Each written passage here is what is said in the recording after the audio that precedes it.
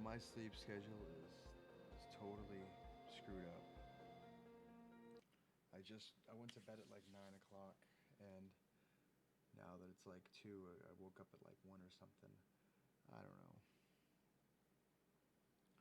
I I don't know. Hey Thomas C, you're a moderator. You're a moderator. Everyone's a moderator. We got Thomas C, the Zen Ginger, Turbofish, Don Gallagher, and Chattanooga Ed. How y'all doing? Oh, I'm sure I can't stop saying hi yet. I'm sure more people will show up. Derek, you're Derek, right? 44 Mad Guy. So terrible with that. I'm live. You can't hear shit. Does this help? Oh wait. Yeah, the levels are kind of low. Hang on. Test, test, test. Is that better? I don't know, but it should be. Gotta like scream into my microphone. Um,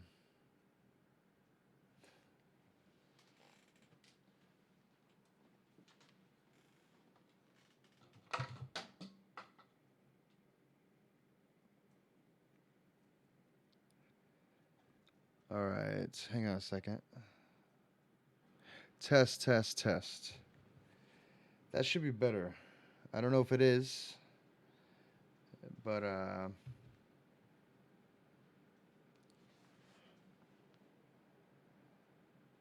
it's much better. All right. Remember, there's a little bit of a delay. So, 10-4. How's everybody doing tonight? Um, I didn't know where everybody was, and then I happened to see that Big Steen was streaming. So I was like, well, what's going here? Um, Let me see here. Let me share out my YouTubes. I'm calling this the insomniac stream. For all you crazy ass insomniacs. There's a delay. Because I slept. My sleep schedule's fucked.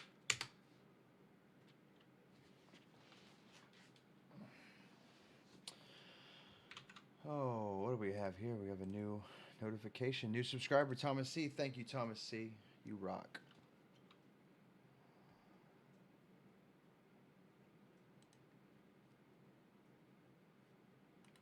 Bit of a delay. That really needs to mute.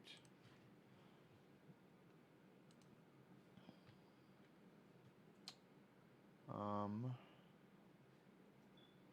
there we go. No. There we go. That's what I was looking for.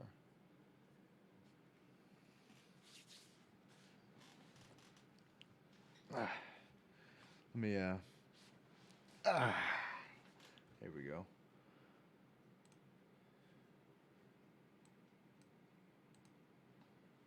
All right.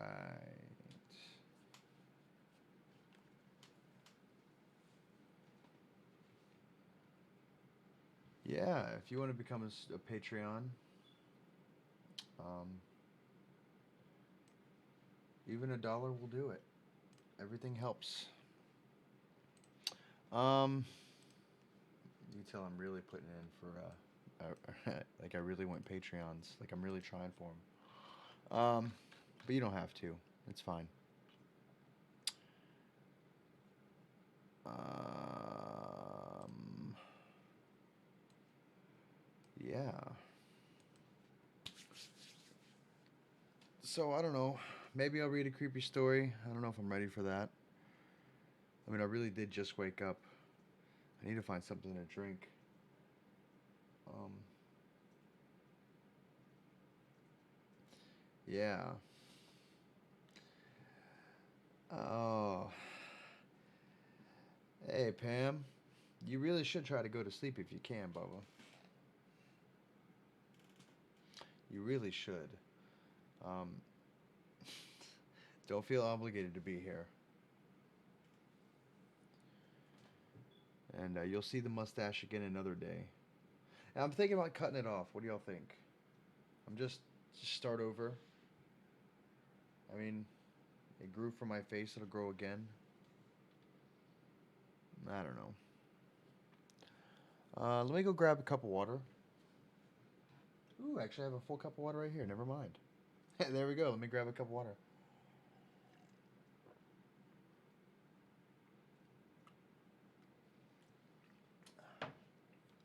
Oh, that's good. Oh, that's good.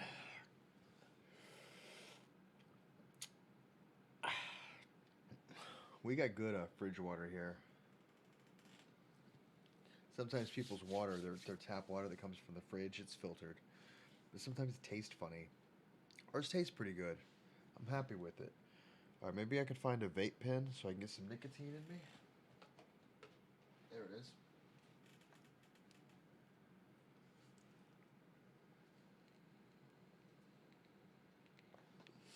Peb's having a sneeze attack. God bless you, God bless you, God bless you, God bless you, God bless you. If I say it again, I'm going to tell you to go to hell because, you know, my Dark Lord wants you. You can't imagine without it? I can. This is a small part of my life. Clean face Chappy is a big part of my life. If I shave my face, everybody will be saying, ooh, he's got dimples. So we might keep the mustache for a while. I sure would like my facial hair to grow more, but it won't. I just had that freaking vape pen. Where did I set it down this time?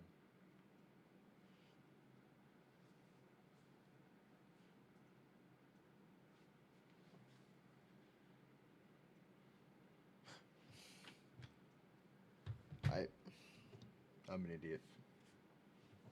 Hey, Ty. Oh, the damn thing's dead. Well, not dead. It's going dead. Let's see. Maybe we can do a creepy story.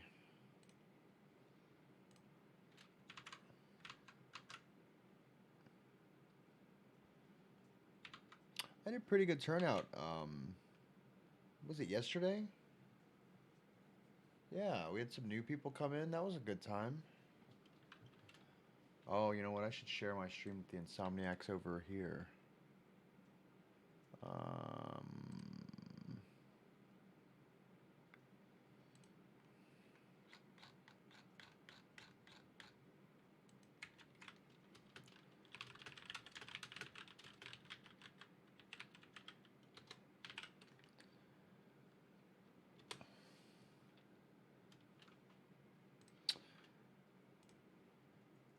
Let me put this over here.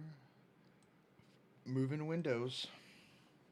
That's how you play the game Windows. Just move them all around. I love the nipples. Shave it off, homie.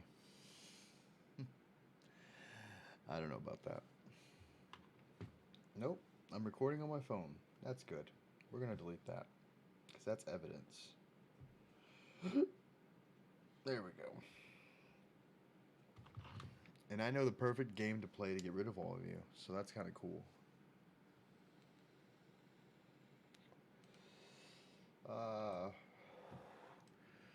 Where else can I post my stream at?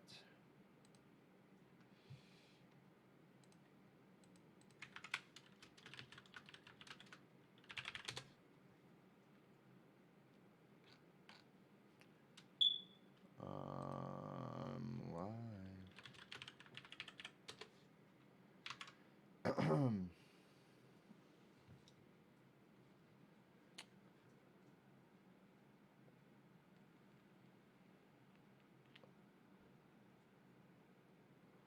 This chat's going by crazy right now. I gotta stand back and read the chat.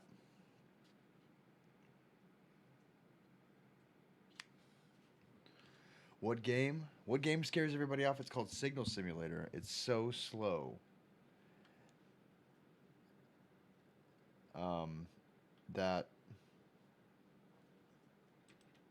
It's just, yeah, it's bad. Okay, I was doing this yesterday by sorted main. Oh, yeah, no, I have a battery. I had a battery. I did get a battery. I might take a second and change it. I got a battery and then I got tired and I went to sleep.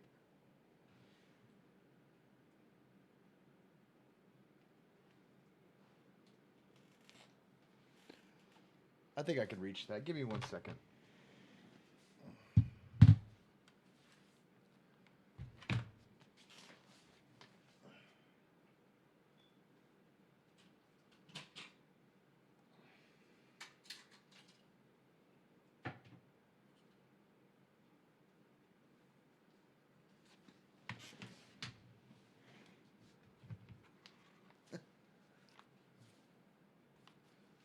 For the purposes of the stream, the fire alarm is unplugged, and then Oh, I almost fell for that. I was like, hey, there's a battery. It was the battery I took out of it. I'll put that right back there. There we go.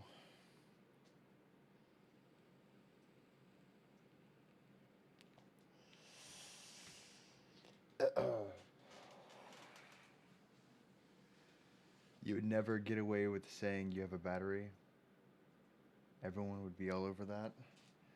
Um, yeah, I mean, I have the detector now. Where did I put that damn battery? Maybe I left it in the kitchen when I made dinner earlier. I don't know. I'll find another one. Well, it's bad. It's not only mine. It's my roommates over there that started going off.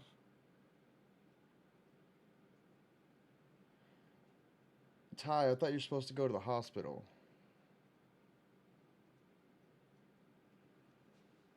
Um, hey, Lauren. Welcome to the stream. Hey, Gil. um, Gil, the man with all the video games. He has every video game on computer ever. It's astounding.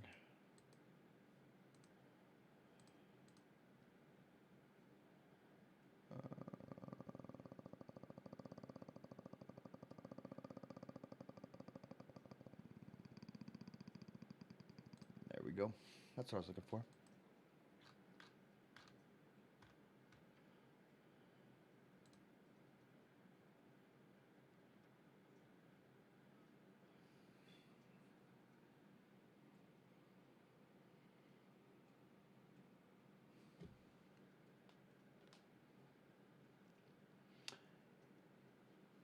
Oh.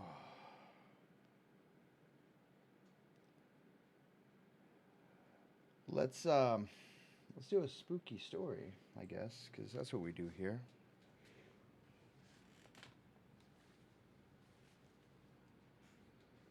Um,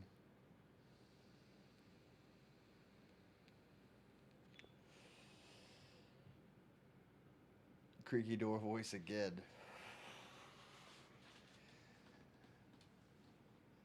Yeah.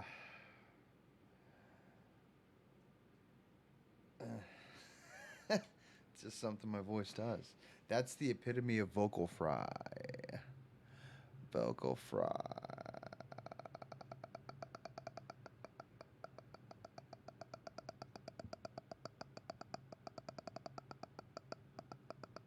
All right, yay, spooky. All right, well, let's see what we can do here. This story's called Pretend. It's written by Red Bull Reptar. Here's the link. Since I'm ahead of y'all, y'all are gonna be like, what the hell is that link for? But you know the drill. Words are hard, okay? Read along if you don't like the way I read. But if you don't like the way I read, why are you here? Oh, that's a vicious cycle. I don't want to get in that. Let's do this. All right. Luke stepped out of the warm comfort of his best friend's house into the cold winter air. The sun was quickly slipping beneath the horizon, and the trees of the forest cast long, twisted shadows across the yard. Luke said goodbye to his friend and thanked his mother for having him over. As their goodbyes drew to a close, the front door swung shut, and the silence fell over Luke. He started across the lawn into the twilight forest that awaited him. It was only a 15-minute walk from his friend's house to his own, and he had made that walk countless times before. But as he walked, the night descended upon the world. Something sinister began to fill the shadows. Luke knew what was coming next. It didn't happen often, but he knew tonight it would be coming for him. There was an acute sense of dread in the air. He could almost feel its gaze watching him from the ever lengthening shadows. Luke stepped off his friend's porch into the night. Luke crossed 30 yards from the porch in the beginning of the forest path with little incident. But as he entered the woods, he entered another realm. No longer did he live in the world of the modern conveniences, where a warm, bright home, there we go, where a warm, bright home was only a short walk away. In its stead was a primeval existence where danger lurked in every shadow, and his only salvation was the night's march away.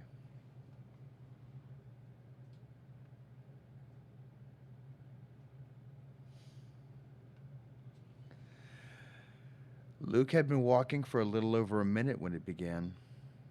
Far in the distance, standing between two trees, it was there, standing motionless, watching him. Its twisted figure lit by dying rays of sun.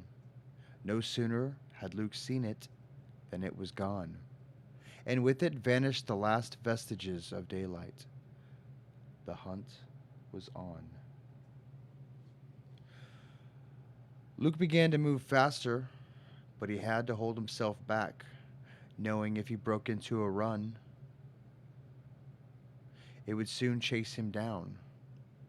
This was not Luke's first time seeing the thing, and after enough encounters, he had learned the rules. He was not to run or scream or be angry. If he was angry, Luke received a deep gash on his arm or leg. Luke had been very fortunate to never anger it further. Luke knew if he kept calm and walked home, the thing would not punish him. It would be terrifying, but he would arrive home alive. The first time he saw it, he had run home with his heart ready to rip itself out of his chest. He received a nasty cut down his leg for his troubles, and he arrived home dirty, bloody, and trembling.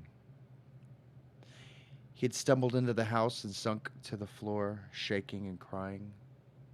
When he told his mother what had happened, she dismissed the whole thing as a product of his overactive imagination. She promised to get rid of the thorn bush that had scratched him and told him to calm down.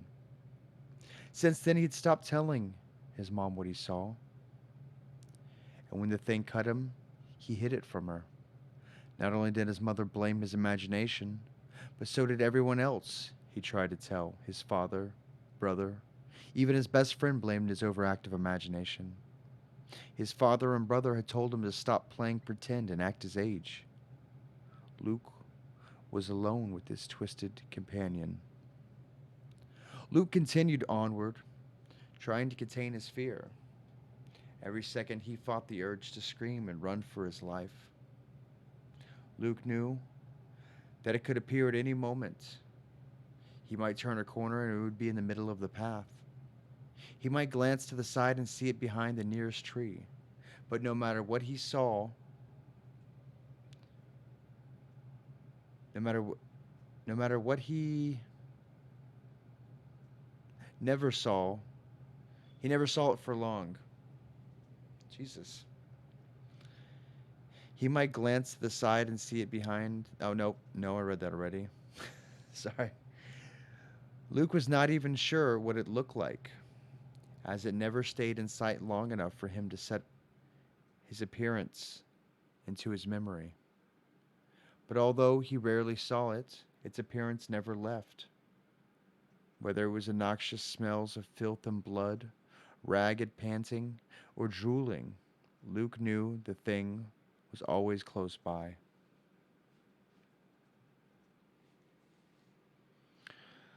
The walk was stretching on for an eternity. He felt as though he had left his friend's house hours ago, and yet it seemed there were miles and miles left to walk until he got home. Luke began to pick up the pace a little. As his step quickened, he heard a shuffling gait behind him begun to rustle the leaves. This was incredibly odd. He never heard the footsteps before. They were close, but they were not so close that Luke was considerably bolting. Oddly, these heavy footsteps made Luke feel better. He knew he couldn't possibly be imagining them. He could hear the leaves rustle and crunch beneath his pursuer's feet. He could hear it physically impacting the world.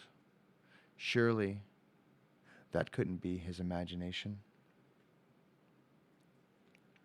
Time dragged on, and Luke could hear the footsteps growing closer and closer. His already strained heart began to beat even faster. After a while, Luke could hear the footsteps directly behind him.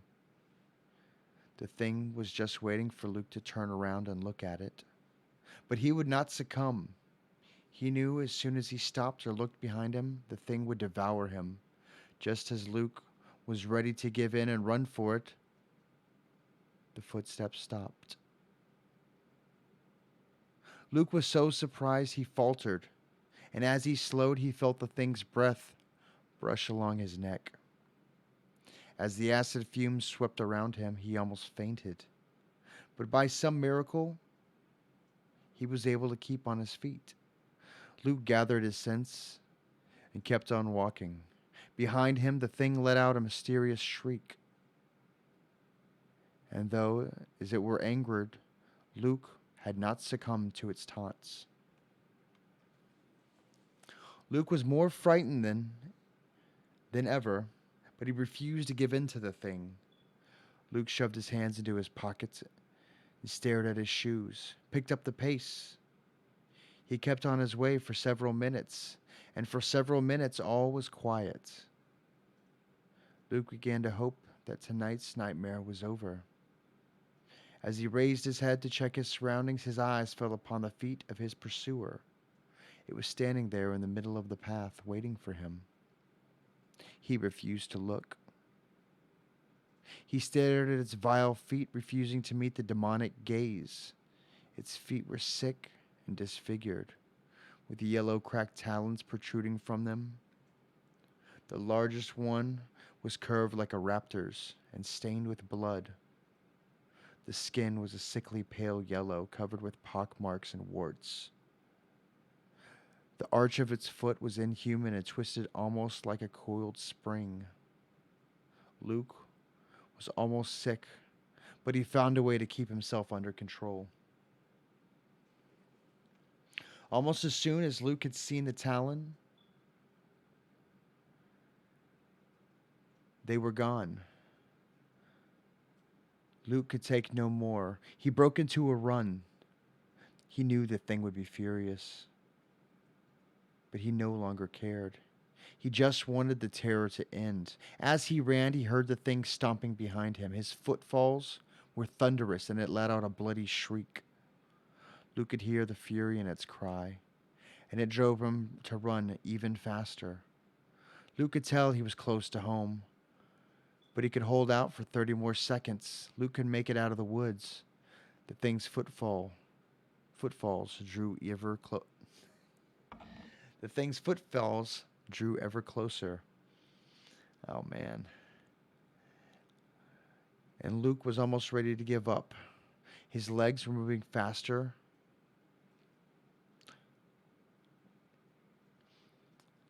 His legs were moving slower and slower by the second. His lungs were burning with each breath, and his face was growing cold, as though his blood were seeping out of it. Luke caught the sight of the edge of the woods, and with one maniacal out last burst of energy, kept going. He heard the thing close in. Its screams grew frenzied as it prepared to kill. But just as Luke had begun to feel the thing's claws sink in his shoulders, he burst beyond the tree line and into his lawn. Luke stumbled onto his porch.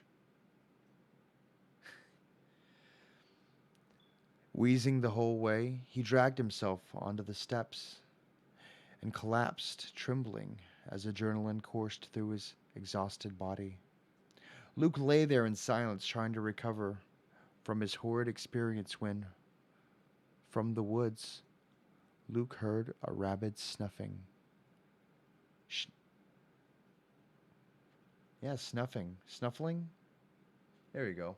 A rabid snuffling. He raised his head, dreading what he might see. From out of the woods emerging the thing, Luke had no idea what to do. The thing always disappeared when he left the woods. The thing had broken its own rules, and Luke was too exhausted to do anything but watch it draw closer to him. As it came closer, he began to see in ever greater detail as it stepped onto the porch light. The thing was hideous beyond belief. It was disgusting and unnatural. It even had one huge red eye in the middle of its face.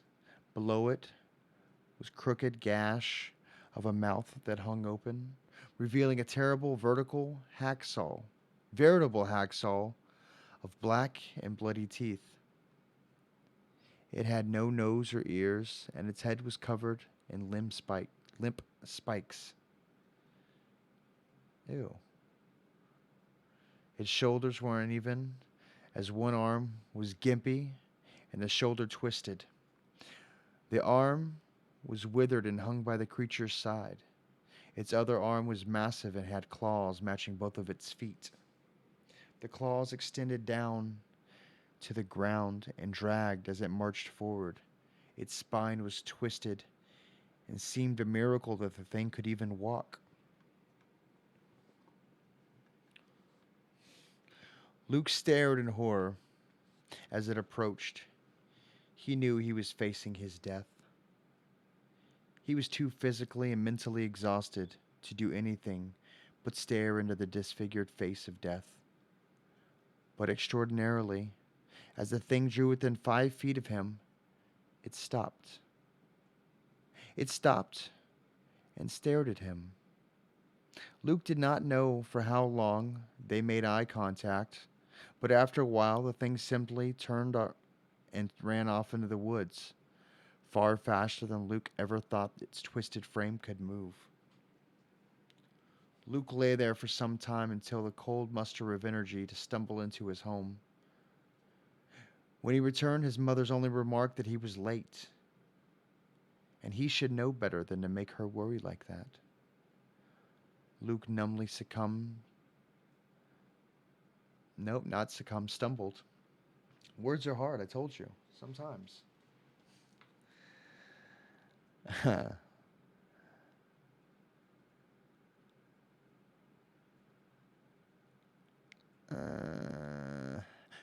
Luke numbly stumbled into his room and collapsed. He did not sleep soundly that night, nor would he for many nights to come. But thank God he had survived. He did not know what had made the thing turn back. Maybe it had some sort of twisted sense of honor that stopped it from killing a defenseless boy, or maybe it just wanted to preserve him for another night of sport. Luke did not know nor care. He was just thankful to be alive. That night, another young boy returned home late. He scrabbled through the dirt with his cracked and yellowed claws into the entrance of his home. As he lumbered into the dark, dank cavern that was his home, the boy's mother demanded to know where he had been. The boy was out of breath and sweating from his earlier exertions. He could barely get out the response to his mother. He had told her that he had seen the thing again, and his mother told him to stop playing pretend and to go to bed. He protested, and he had gotten close to it this time. Look at it, and even touched it. He told her how hideous it was, with its smooth pink skin and its squashed face with two beady eyes. But it didn't seem dangerous. He didn't know why it always ignored him when he tried to be friendly. And tonight, it had run away again. He felt bad because it often cut itself on all the thorns along the path where it ran. His mother told him to shut down his overactive imagination and stop telling her such ridiculous stories. He grumbled as he shuffled into his room and lay down on his bed of worms to go to sleep. He would get the thing to talk to him one day. He just had to keep on trying. The thing often walked through his yard at night. He would say hi again in a week.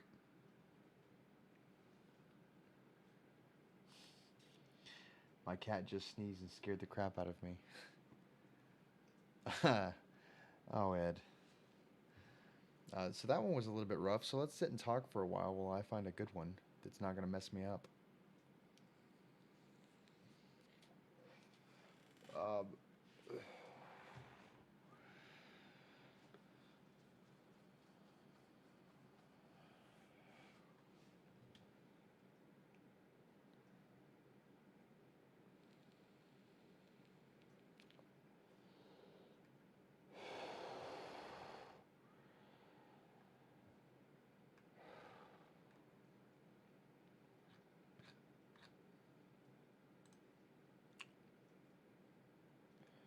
Um, just looking through the list.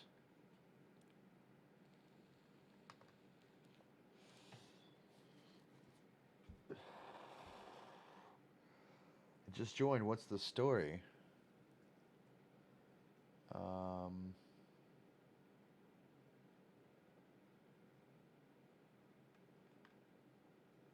don't know, what was that story?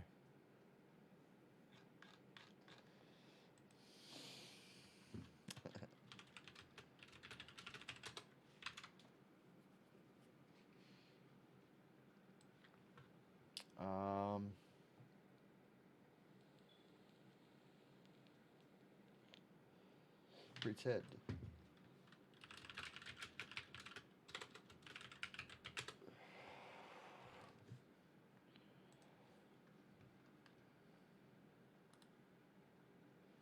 Any fish stories? Let me look. But I don't think so.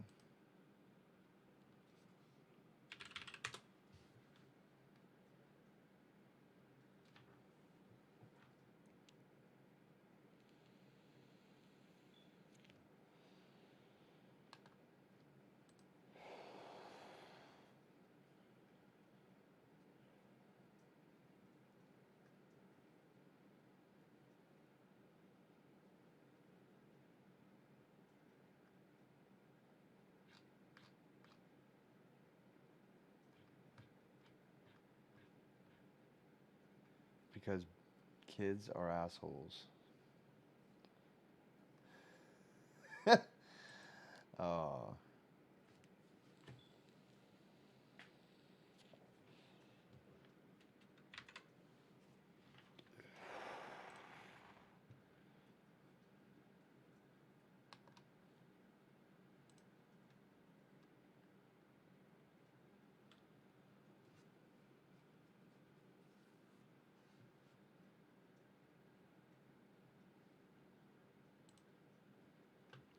I found some fish stories.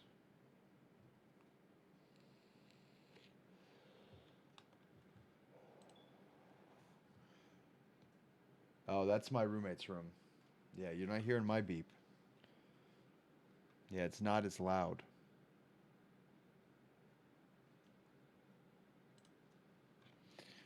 Well, we'll give this one a try.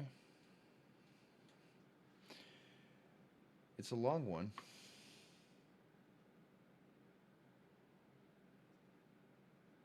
What beeping? Some people can hear me well, others can't. If you can't hear me well, um, then you're not going to hear the beeping. But those can hear me well, hear the beeping.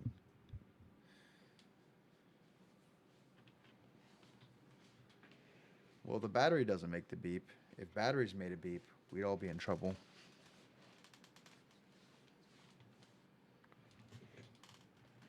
Because batteries shouldn't make noises at all. And I gotta... I'm not using that camera right now. So I found a story. It's called Bigger Fish.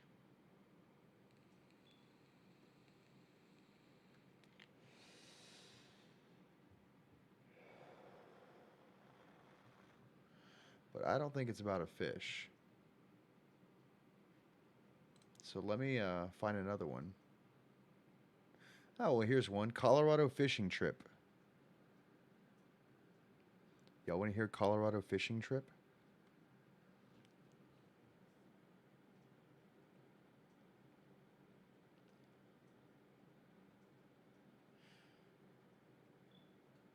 Oh, it's not about fish either. Damn it. I've read that one before.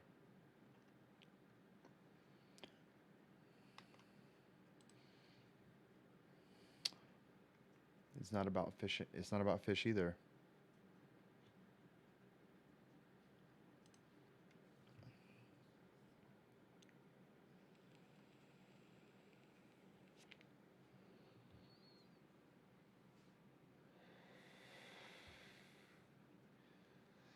When the battery is dead, it makes a noise. Shut up. No, no. No, the smoke detector makes the noise, not the battery. um, Still looking for a fish story.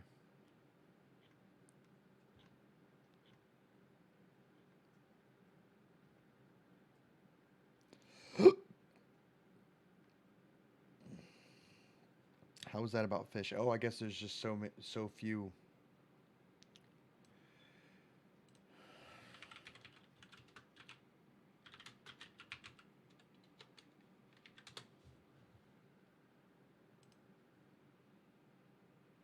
Hmm.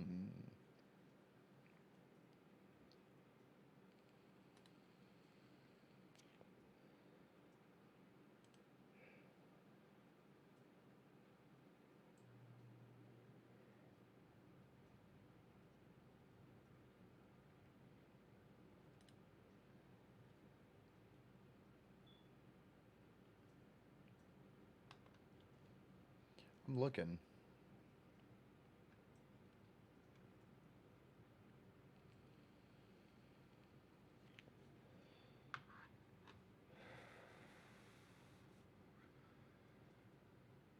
Hey, Ed. You're a big fan? Of who? Me? Or are you just a large rotating mass? I don't think I've ever seen you before, Ed Patch. You have 201 subscribers now.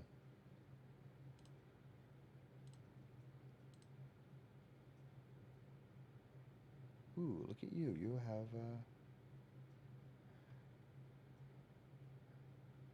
You have some videos.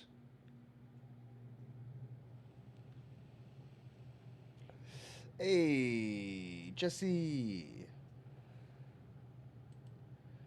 Is there a chat rating? How you doing, Magenta?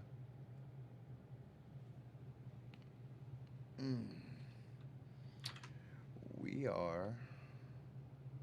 Oh, me. Duh. Well, thank you. Um, let's... I'm still trying to find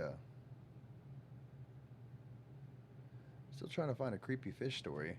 There are creepy fish that I can just show pictures of, but so few creepy fish stories. It's gonna take one of your creative minds to write a creepy, bone-chilling fish story. Can you do it? Oh man, not sober. I could be that way too, but I got stuff to do tomorrow, and I think I might be awake for a few hours.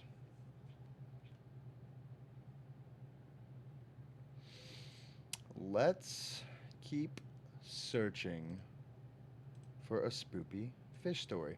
What does no sleep have? I don't think it'll have fish stories, but it'll have good stories. Hmm.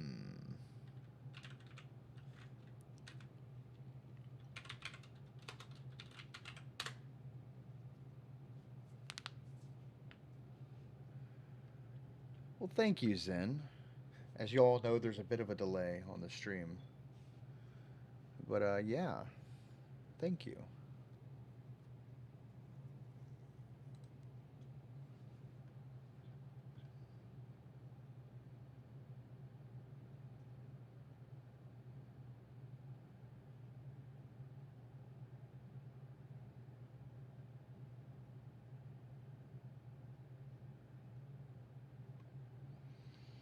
Oh, this one's a weird one.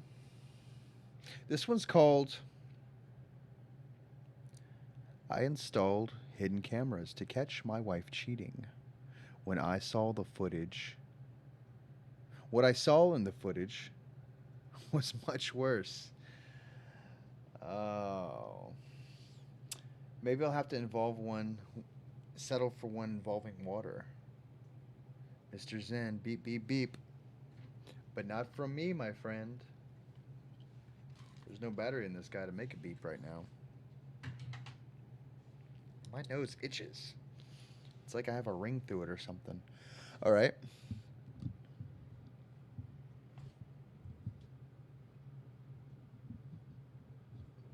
Let's do a story.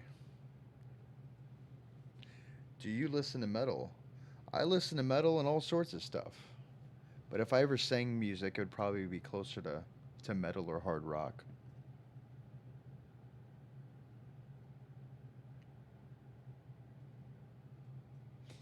The MC is shrunk to fish size, and the fish fight him. Oh, you guys. So this one's got some pretty good ratings. I found it on Reddit. I'll give you the link because, words are hard. Whatever. And if you like the story, go ahead and upvote it after I'm done. Let's go for it. It started a few months ago, around her birthday. Claire came home from work and was smelling like Axe body spray. At first, I brushed it off. Not my wife. She loves me. We've been faithful to each other for years. But then the doubts started to creep in. I had to start working late shifts, weekends too. Since we've been behind on our mortgage, my time at home has literally been less than 5 or 6 hours a day. And most of that time was spent asleep. But she rarely complained.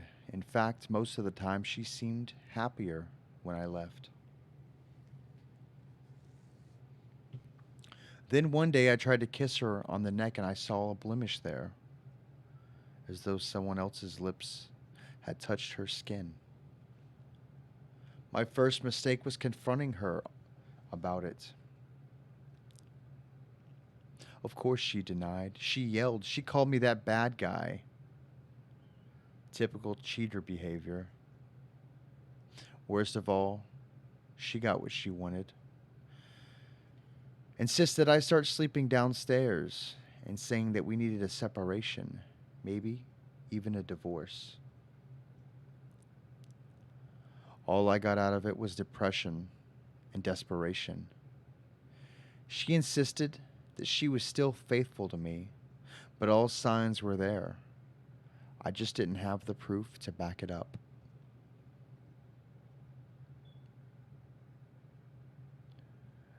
What you need is a security system for your home, my buddy Chad said one night when I went to drink away my troubles. Wouldn't she realize what I was getting it for? I pointed out. So don't tell her. Wait until she's out of the house. Make it discreet, the cameras and the smoke alarms. Shit like that, he said as he downed his whiskey. His half brained scheme didn't sound that bad. And I knew that Claire had said that she was going to spend the next few days at her mother's house to supposedly let things cool down between us. If I was going to get to the bottom of this, it was now or never. So that's what I did. As soon as I knew that she was gone, I contacted a local shop and had them come that afternoon. The technician didn't ask any questions, just put them exactly where I wanted them, and even threw in one of those doll cams as an extra bonus. I gave it to Claire as a peace offering, saying that I was sorry for the accusations. Sounds stupid, I know. What are the chances she would even leave the doll around me leave the doll around to let me even listen in on her? But then I know my wife. She is sweet and kind and loving, sure, but she's also very predictable. She put the stuffed doll exactly where I thought she would. I let a few more days pass and I kept things amicable between us as I went to and from work. Then the next time I was off, when she again insisted that she didn't want to spend any time with me alone, I went to check the cameras. There we go. Finally, I could get answers that I was looking for.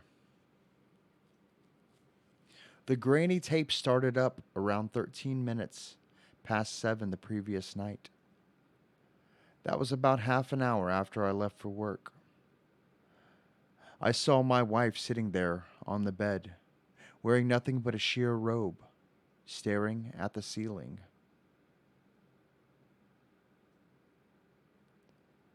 At first, I puzzled over what she might be doing.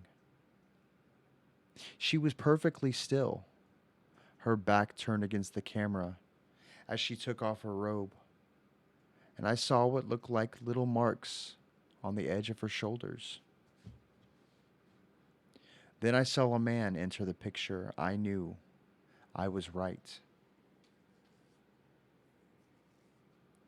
She placed him on the bed, ready to mount him, and I'm almost ready to mount him, and I almost wanted to turn and look away, disgusted with what she was about to do. Then, to my amazement, I watched as those little bumps began to gently push her skin outward.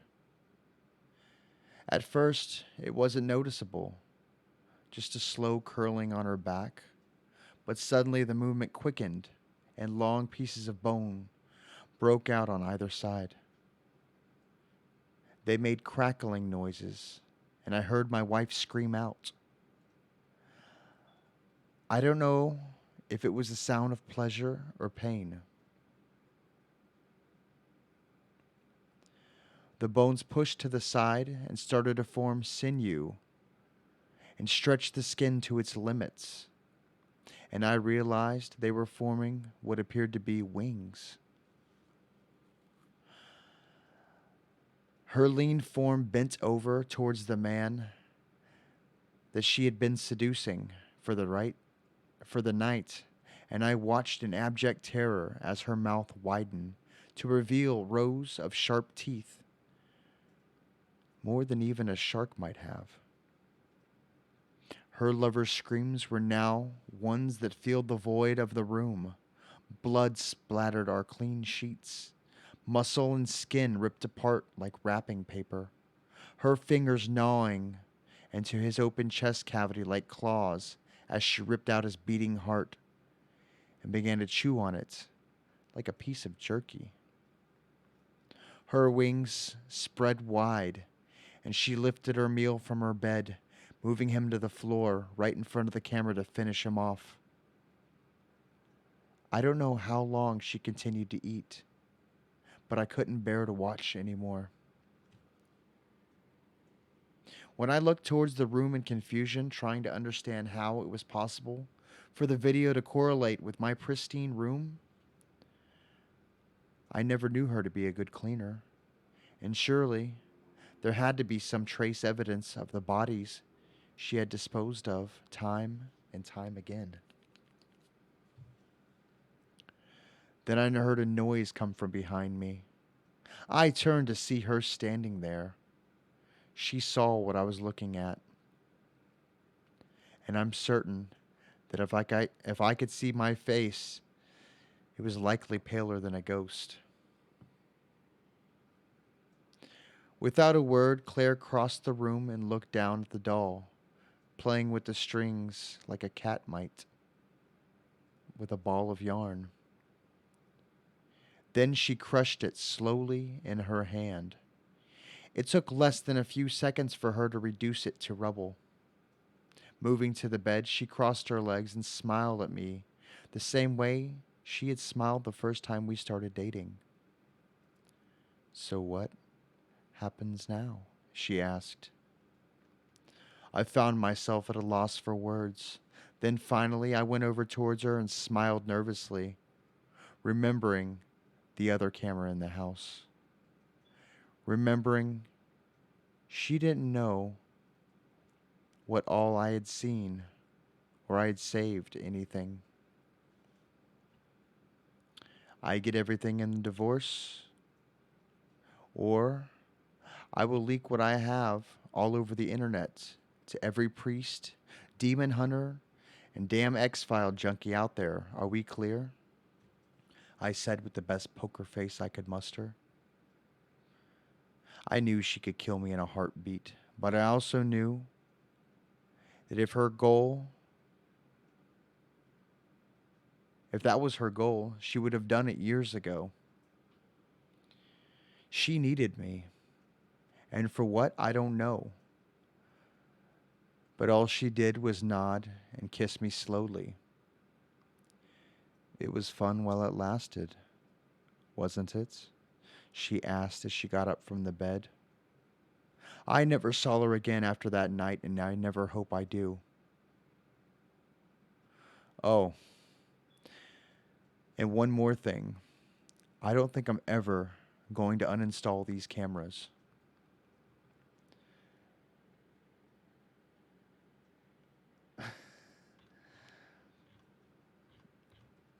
Um, that it was, but it's not creepy. Uh,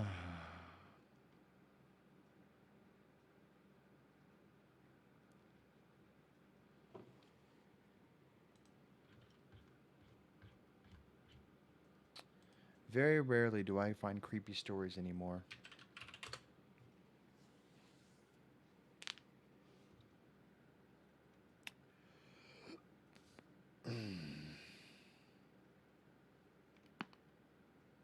Oh, that felt so good.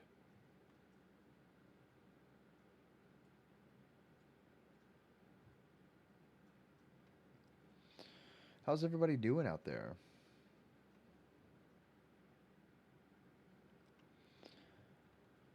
Um,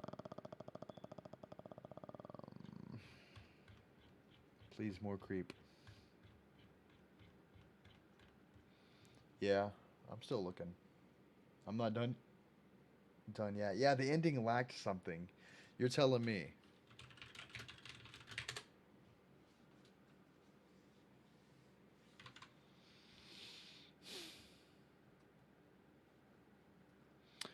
So, fellas, if you think your wife may be cheating on you, she may be a demon.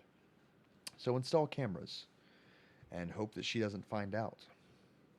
I mean, whatever.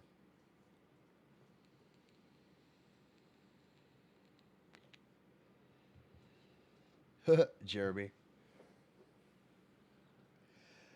do you listen to Slipknot? I do from time to time. I oh, what's Slipknot's lead singer? Corey. Damn it, what's his name? Corey Taylor. I love that guy. He is. He's a badass singer. And I mean, just Slipknot is. Yeah, it's good music. Uh,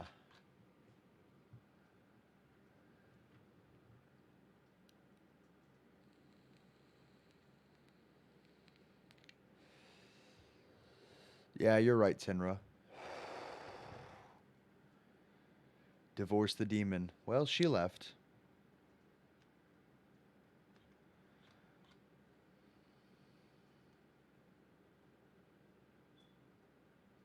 People don't cheat because they use men's deodorant. It's the best. Ew, Slipknot. Nah, you know. But I mean, I can't say I just listen to hard rock.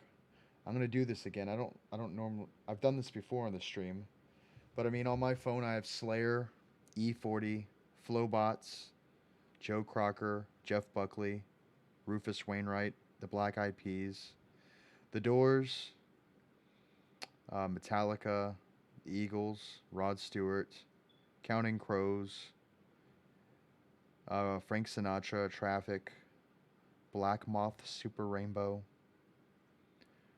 Buddy Holly, Aesop Rock, Ed Sheeran, Sublime, 69 Boys. I mean,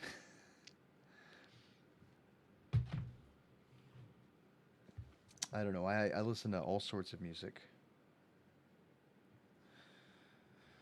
I think there's some Alison Krauss in there.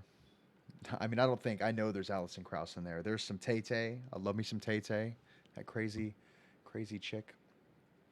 Um,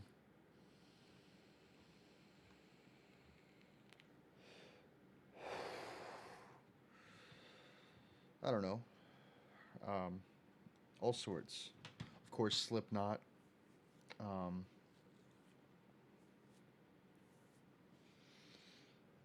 I could just keep going. There's so much music on my phone. What about Motionless in White?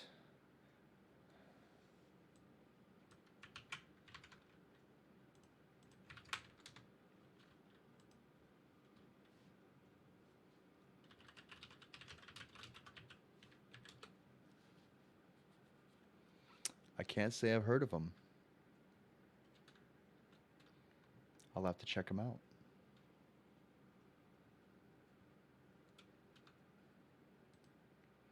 T Whistle, T Swizzle.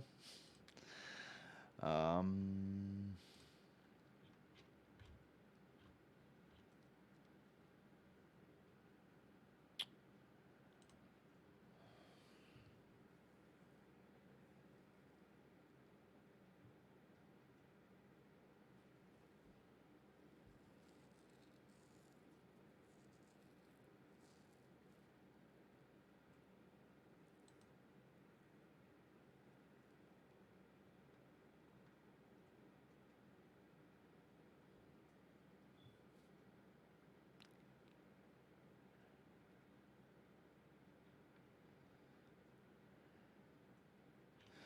well, here's one. I don't know. It might be creepy. This is the fun part about doing these live because I don't know what you're gonna get for stories.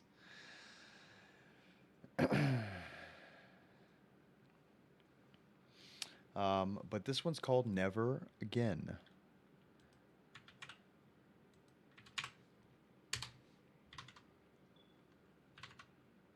Camera look, yeah, it's fine. Let me fix this, this mess of hair.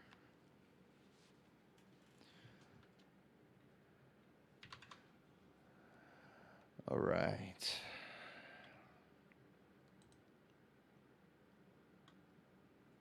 Well, here we go.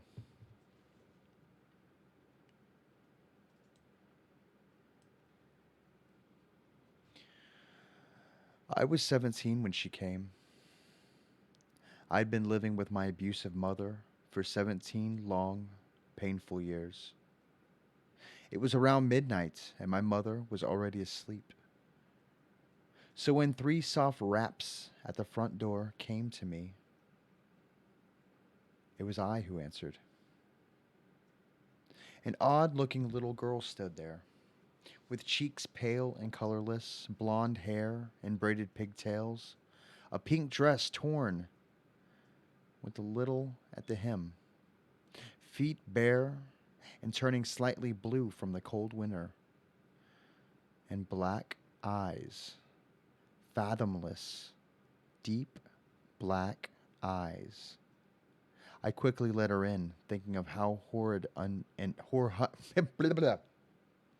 how horridly undressed she was. It wasn't until later I'd wonder why she had not been shivering, or even question as to why she was there in the first place. I got her into the living room, wrapping her little form in a thick afghan my grandmother knitted. She held it as though it didn't seem to affect her, and I smiled. "What's your name, sweetie?" A long silence passed, in which she stared at me. I was beginning to be discomforted by her black gaze when she parted her lips and spoke in a soft voice. "Lacey Morgan." I nodded and smiled again. "You can stay here tonight, Lacey," I said, motioning to the couch. She curled up into a little ball, black eyes still on me, and I exited the room. That night I slept soundly, not worrying about my mother beating me or the strange little girl on my couch. When morning came, I trudged into the kitchen. I was greeted with a coffee mug to the shoulder. I gave a feeble shout of pain, staring at my mother.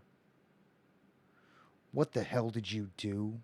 Why is there dirt on the couch?" she shouted, confusing me greatly. Upon investigating, I found that Lacey had vanished. The only proof she had been there was some dirt that must have fallen off her dress or feet. I took the responsibility, earning myself a strong hit to my cheek, then left for school. While there, I heard something that sent chills through my spine. Lacey Morgan was found dead last night. I passed the day waiting for any more news on the subject, but found none. Upon arriving home, the news was broadcasting a live report on her, though. Lacey Morgan, 6 years of age, was reported dead at 7 last night. Her body is located in the backyard, buried there in her pink dress. So far, there's been no sign of her mother, Marissa Morgan, who is suspected to be the killer. Marissa has reportedly abused Lacey multiple times and may be responsible for her death. Suddenly, a picture of Lacey appeared on the screen. She appeared to be very close to how she had been when I met her. Blonde hair and braids, pink dress, pale face. Only her cheeks had color and her eyes were baby blue. To, to most, this would seem unimportant, but to me, it was. She died before arriving at my house. If that newscaster said was true, died hours before. I tried to play it off, going about my business. I went to bed early, so not as to see my mother. It was around midnight when I awoke to cold fingers stroking the bruise on my cheek. I sighed, leaning into the small hand. "Never again," Lacey whispered. before her hand vanished. Not 10 minutes later, I heard my mother screaming. I rushed into her bedroom, nearly fainting at what I saw. My mom was thrashing wildly on her bed, a small creature having buried its face into her chest.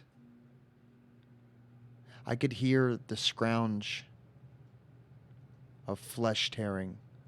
Oh, that's supposed to be sound, but it's I could hear the sound of flesh tearing. My mother screaming, increasing in volume. I wished I hadn't got up. Later on, I'd tell myself I hadn't, but I had. So when Lacey pulled back from the gaping hole in my mother's chest cavity, I had a plain view of her razor-sharp teeth glinting in the light, glinting with my mother's blood. She smiled innocently at me for a moment before swiftly tearing out my mother's jugular. That time, I did faint. When I came to, I was in my bed. I walked to my mom's room, morbidly curious. But upon opening the door, I found the room empty. The bed made neatly as if my mom had left early for work.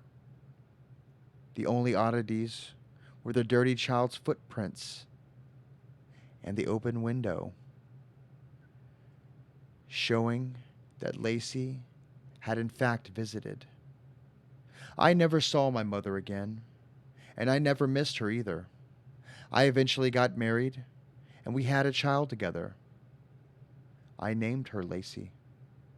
Recently, I noticed the neighbor's daughters has all sorts of scrapes and bruises on her arms. I've started watching their home, and the other day I saw something odd. A little girl running barefoot through their backyard up to their back door. It was around midnight, so I couldn't be for sure. But I thought she might. But I thought she met my eyes with her black ones, and I could swear she mouthed two words at me. Never again.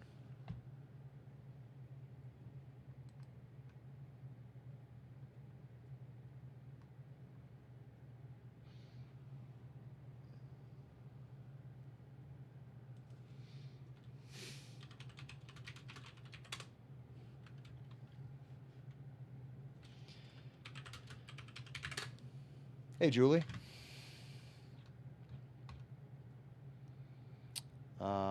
So that was a fun one.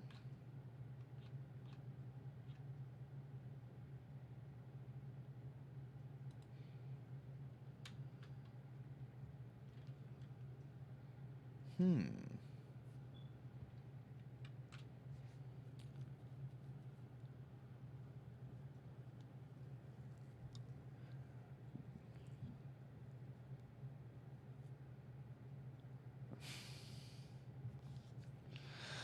Well, what else do we got here?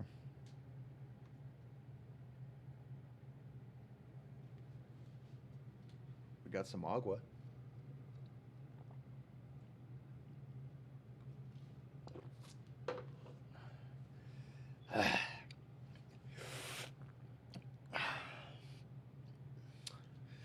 We've been at about an hour. If you would not mind, I'm going to take a short break. I'll play some music. I'll be talking to y'all on the phone. Oh, that looks kind of crazy. It's that's the deep field photograph. Um, so I'm going to take a short break, and I'll chat with y'all, and we'll continue with spoopy stories in a minute. So let me pull up the music.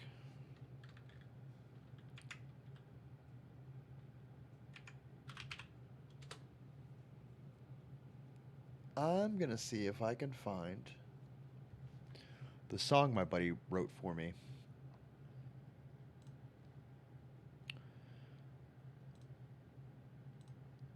Um, I will play. I always get in trouble when I play this one, but it's fine.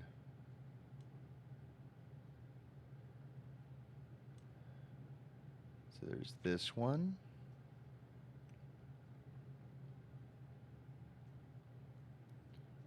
And this one. And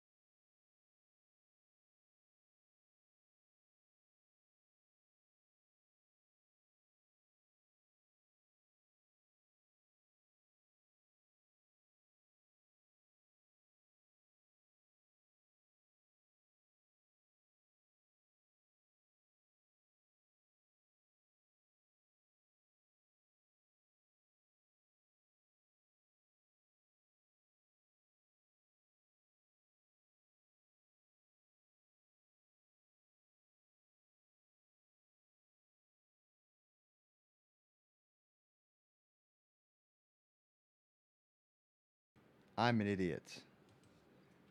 Derp. Oh, what's my hair doing? Ah, whatever. No sound. Yeah. Now I'm gonna get like 45 seconds of no sound or a minute of no sound replies. No, it's fine. This is a fun one that I've read a long time ago that I just adore this. This is proper creepy, and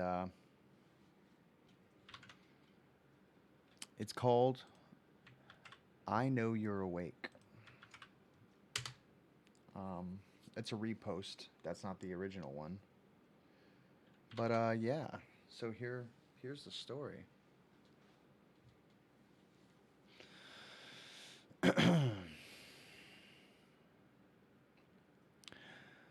I've been laying in my room for hours now. It's 5:30 in the morning, and there's not much I can do. You know the worst part of my situation? It's that my parents are in the room. They keep looking at me, and I can't help but not look back and try not to cry or scream.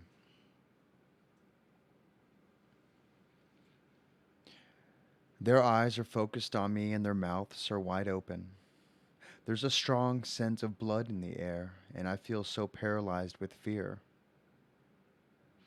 Here's the thing: the second I make any hint that I'm not asleep anymore, I'm screwed. I'll die. And there's nobody around to save me. I've been trying to think of a way out of it, but the only idea I have is to rush to the door, run outside, and scream for help, hoping my neighbors hear me. It's risky, but if I stay here, I'll surely die. He's waiting for me to wake up and see his masterpiece. You're probably wondering what's going on. I do get ahead of myself sometimes. About 3 hours ago, I heard screaming from the other side of the house.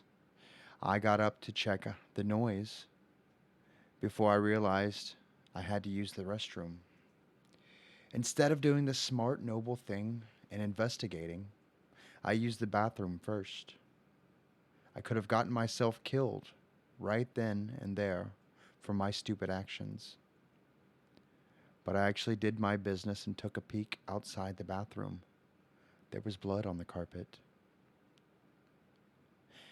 As any other sane human would do, I bolted back to my room, hiding under my sheets like a scared little child. I tried to convince myself to go back to sleep, and that was just some weird, vivid dream or something. But I heard my bedroom door creak open, and like the terrified child I was, I peeked out from under my blankets to see what was going on. I could see something dragging my parents into the room. Obvious dread. It was not human, I can tell you that much. It was hairless, with no eyes and no clothing. It walked like a caveman, with its back slouched as it dragged my dead parents. But the thing was smarter than any caveman. It propped my father against the edge of the bed. It made him face me. Then sat my mother down in the chair and positioned her towards me as well.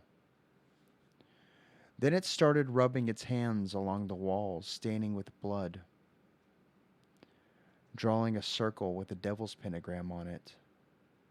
The thing made what I would probably call a masterpiece. To finish it off, it scrambled a message on the wall that I could not read in the darkness. It then positioned itself under my bed, waiting to strike. The scariest thing now is that my eyes have adjusted to the darkness, and since then, I can read the message on the wall. I don't want to look at it because it's terrifying to think about. But I feel I need to see it before I'm killed. I peek at the creature's masterpiece. I know you're awake.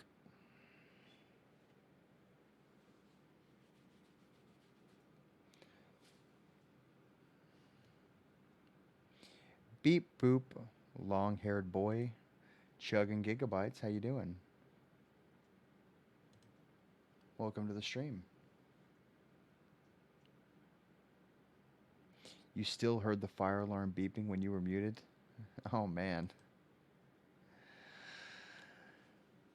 Um, yeah. So I think that's a fun one.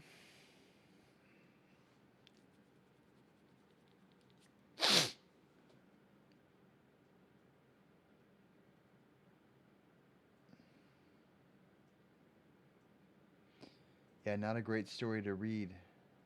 Insomniacs. I may never sleep again. Oh,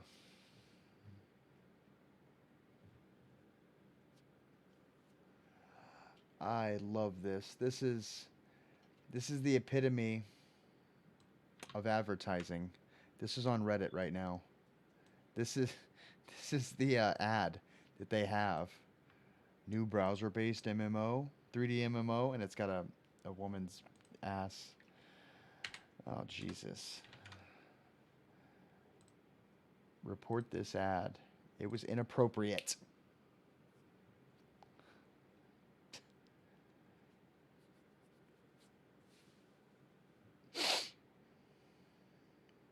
That was the creepiest short story yet. I know.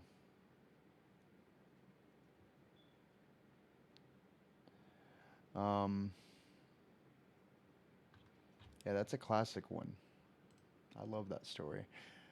I can't really think of a whole lot of others that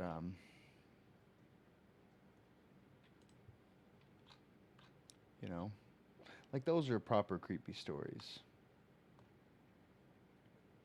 I've read some that give me chills, but I can't think of any.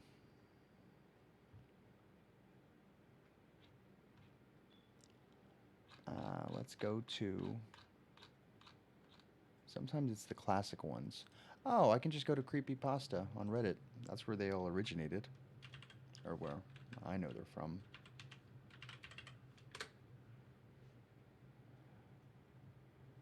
Um, we're gonna sort by top all time.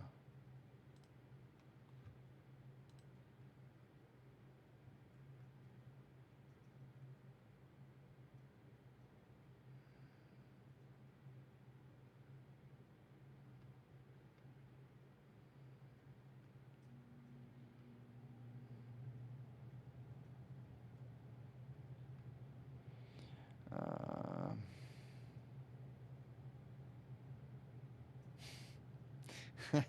this is a funny one. Do you ever feel bugs on you when there are no bugs? They're the ghost of bugs that you've killed.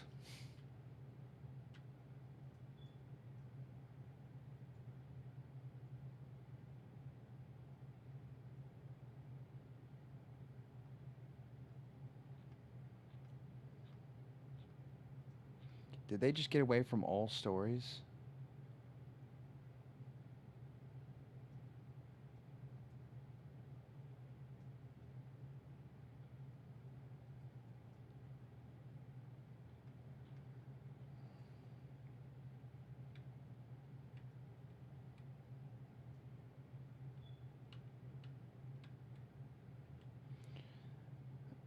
Uh,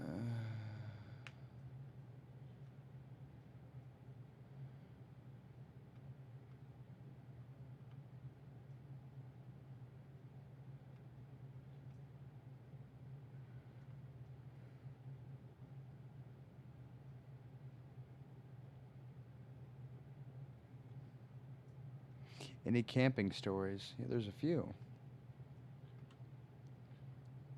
Um, but none that I can think of. at the moment. I'll have to do some searching. I'm seeing if I can't find some of the old classic ones.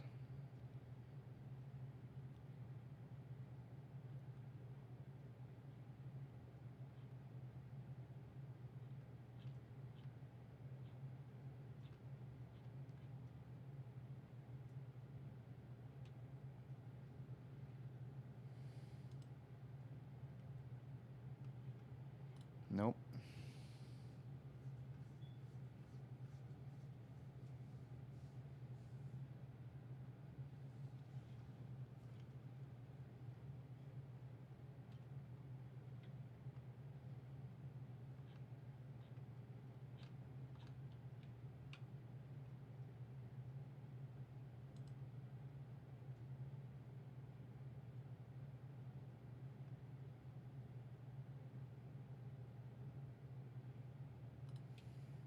You kill spiders all the freaking time because my room is in the basement. Ugh.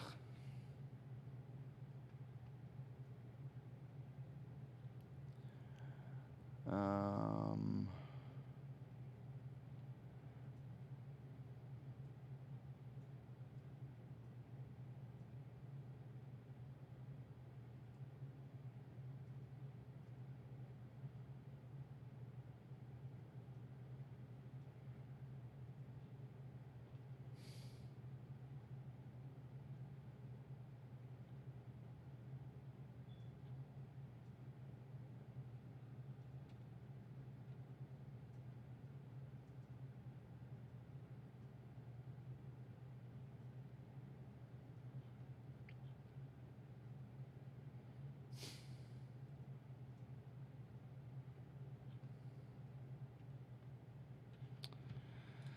Reddit, you disappoint me.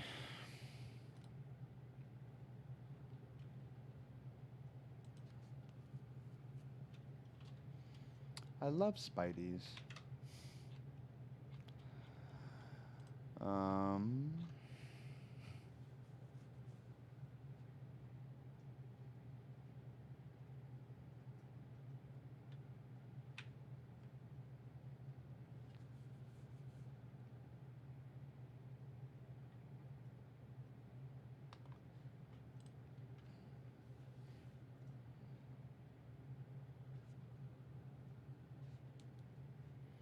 Hey Chappy, thank you for the stream. It's exactly what I needed right now. Well, you're very welcome, buddy.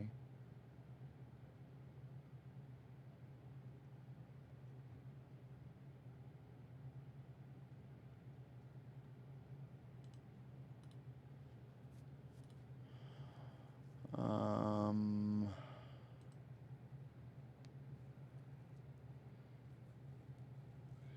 are you people ever asleep? Obviously not.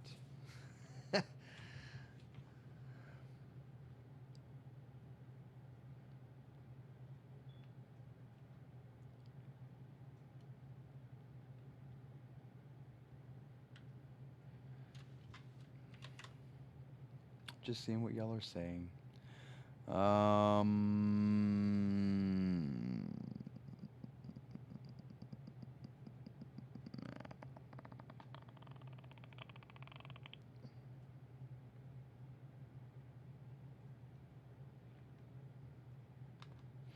let's do this. Let's go to No Sleep. Maybe No Sleep has the top all time.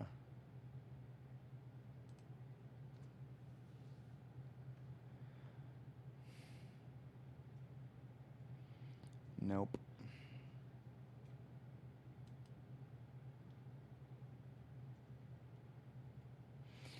What are y'all doing? Well, we're telling some spoopy stories. We're trying to, but it's kind of a crapshoot right now.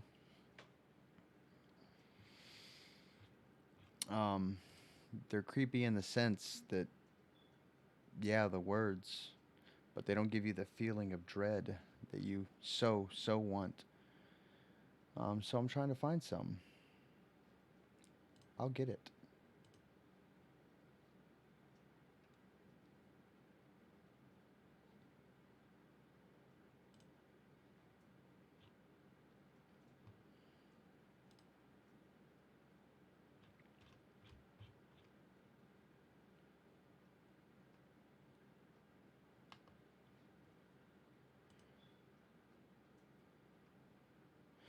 Jesus, 19 minutes.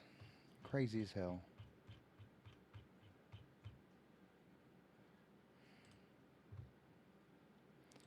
All right, let me...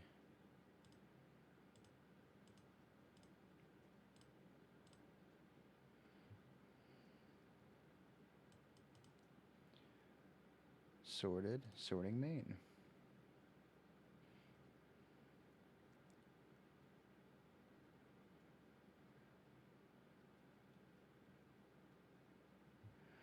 I was feeling them crawling at me. What are you talking about? I was doing maintenance on my white worm culture the other day. It's infested with mites. I didn't realize they were all crawling on my hand and ended up on my arms. Oh, man. Take a hot, hot shower. Maybe that'll help.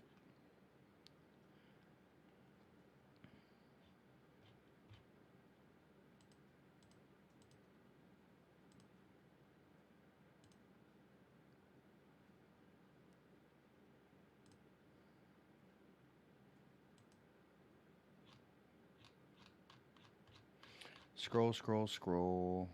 We're finding stories. Doobly doobly doo.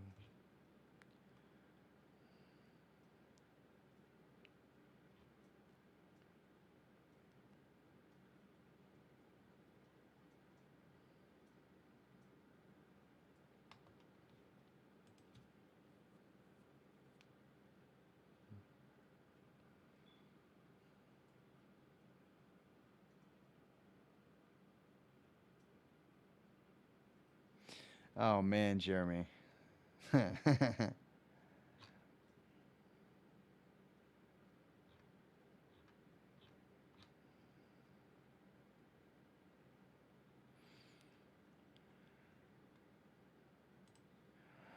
um...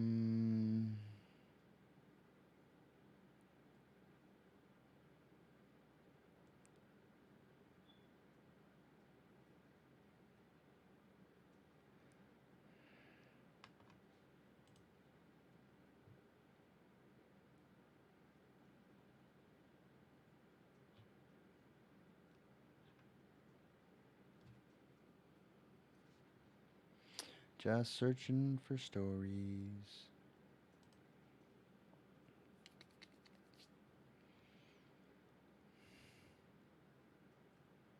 Never do that again. Oh, man.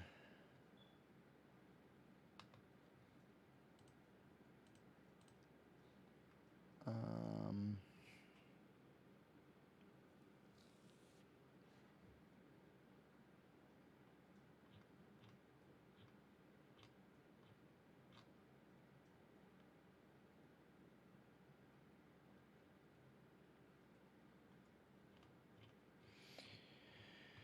Here's one. I don't know if it's that creepy, but me with my nose itches. Hang on. There we go.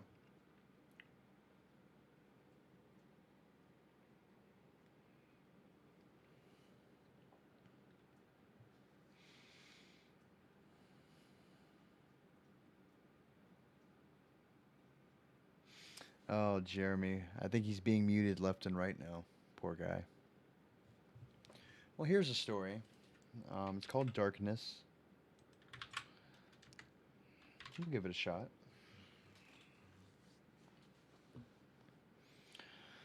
I think it was several weeks ago when it started. The electronics in my house started flicking on and off. At first, it was just a minor annoyance. I'd be on the internet and my computer would shut down, or I'd be cooking something in the oven and it'd turn off halfway through. I called an electrician who said that the wiring of my house was tip-top shape. Not believing him, I called several more electricians, all of whom said the same thing. I tried using less electricity in the house, thinking I was overloading it. Eventually, I learned to live with it. What sparked my attention was when my coworkers began to complain of the same thing. The woman in the cubicle over from mine confided in me that her iPod had died. with a full battery. Then resumed to work minutes later. Soon, we were hearing bits and pieces about it on the news. They told us that the problem would be fixed soon and nothing more. I soon found out that it wasn't just our area that was afflicted. Many areas across the country, and later I'd find out across the world, were being affected. Things began to get worse. By now, many were just used. Many were just. I don't know why this is messing me up. By now, many were used to just one or two of their electronic devices not working at once. But when they began to all shut off at once, and then not work for hours on end, the panic grew. There was no explanation. The media couldn't tell us why. The electricians couldn't tell us why. And when the generators started failing, most schools and office buildings, and then even some private homes, have generators for when electricity goes out. The generators were working just fine, and then, like their electronic relatives, just began to not work. Children had to go to school in complete darkness in some days. I even remember having to navigate my way through my office building with a flashlight. Before the flashlight stopped working, of course. When the lights stopped turning back on, people began to panic. No matter what was done, some homes were completely left in the dark. Panic set in. Without any immediate access, people were quite literally in the dark about things. Then the madness started. People screaming that they were hearing and seeing things. A woman in the cubicle over from mine had a manic episode. I assume that it was fairly bad because she stapled her own eyelids. Or so I heard. Since then, my office had completely lost power. Society began to break. Electronics keep our species in touch, in the light, and entertained. Without these things, we weren't seeing what was happening in the world. I stopped going to work. No one was really going anywhere anymore. People were staying at home, stockpiling food and survival necessities, and taking care of their loved ones who were suffering from delusions. During the day, the only time were the lights. Now, I saw a man collapse on my lawn. I rushed to help him, but as soon as I got near him, he started screaming and clawing in the air. "Oh God, the lights! We need the lights. Turn them back on, please." I was afraid to approach him. I took a few steps closer until what he said stunned me. "They'll come if we don't have the lights. Come for us all, man, woman, child." I felt my hair stand up on end. I'm a rational, church-going man. But the way this man was screaming, the way his eyes looked, I felt that he may not just be suffering from a delusion. I would have asked the man more, but he collapsed, his heart giving out to another attack. He lay on his face in the light of my lawn. I didn't want to leave him there, but I couldn't call the police. I'd never seen his face in the neighborhood. I ended up dragging him to the police station across town, even though I knew the cops wouldn't be there. By the time I made my way back, the sun was setting. Its yellow and orange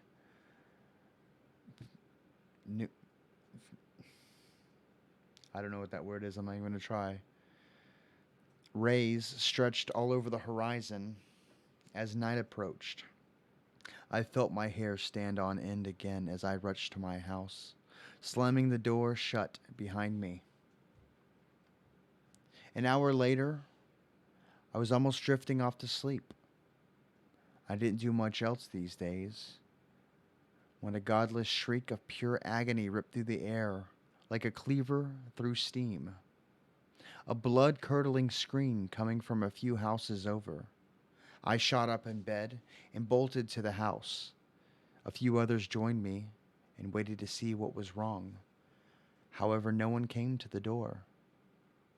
No one cried for help.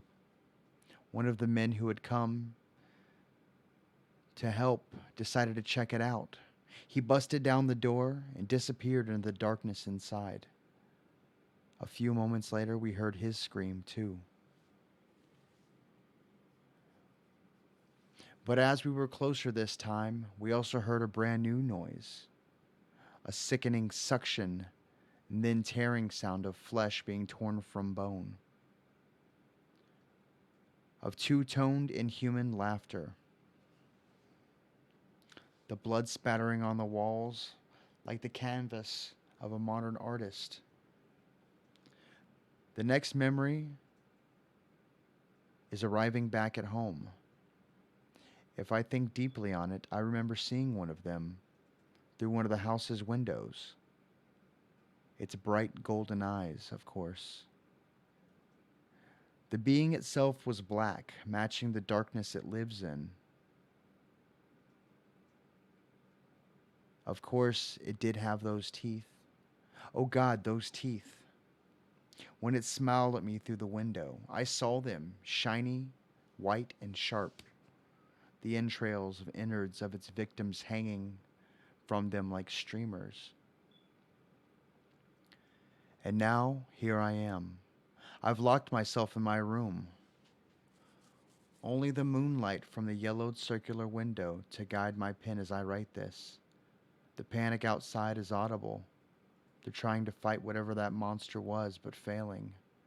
I hear more and more screams as those who were too brave or stupid, one part brave, two parts fool, to run and attack the beast. I'm almost certain that if I look, I would dry heave. The scent of blood was almost pungent in the air. Even at this height, could they really take pleasure in killing these humans? What kind of monster would enjoy that? More crunching of bones, more blood staining the streets. It's all I've had the pleasure of listening to for the past few hours. I'm surprised I haven't completely lost my goat yet. I've had time to think too. This is why we're afraid of the dark. These things are the dark, the worst of it. They're the reason that children have to sleep with the lights on. Light kills them. That's why they don't attack during the daylight. Or whenever there's the smallest amount of light, even coming from a computer screen. They're careful about appearing to humans. When it's not mealtime, of course. But now, I know why everyone's afraid of the dark when they're a kid. I remember now seeing one of them out of the corner of my eye when I was 5 years old. My mother told me I was just seeing things, and that it wasn't real, and that it didn't exist.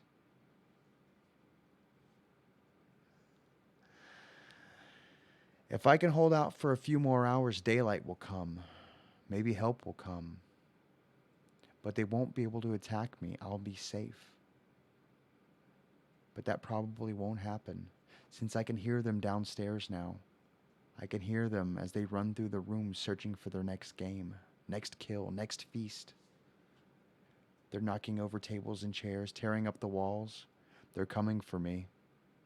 And that deadbolt, locked door isn't going to hold them off. I'm going to suffer the same fate as the people in the streets. A quiet thud of my pen dropped into my bed, jolts me upright.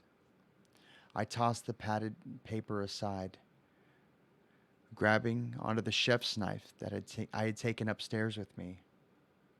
I can hear their claws scraping at the door, tapping the knob, and receiving pleasant clicking noises, like when you hit a spoon and a pan together. I hear another two-toned giggle, one tone as pleasant and innocent as a child, and the other as dark and sinister as the devil himself. I gripped the knife that I had stolen from the kitchen on my way up, clutching it with a sense of false courage. I know that this won't do anything more than the guns in the streets. Absolutely nothing. My knuckles are white, and I know I should be focused on survival. But all I can think about is why.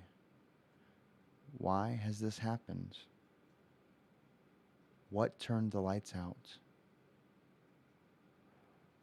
What just Was it just our time as humans to go? Was it just time for our species to end? My thoughts were traveling at a speed I could barely comprehend. And then they all stopped as the horrific creaking noise of my door opening slowly tears through my pseudo-confident, my eyes meeting one of theirs. I dropped the knife, fingers losing their ability to hold any longer. They're approaching me, moving slowly, their teeth curled in a hideous grins. I fumble for my knife, swinging it wildly as they approach. It moves through their bodies like air. It's funny. The last thing I remember is my mother telling me that they aren't real, that they don't exist, and you can't kill what doesn't exist.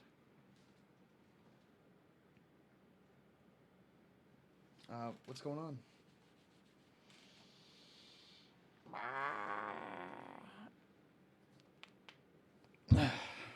Oops. How's everybody doing?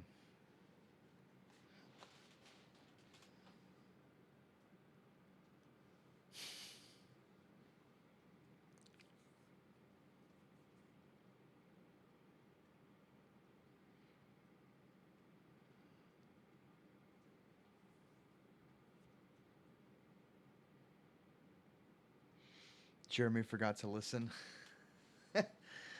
Oh, sorry, bud.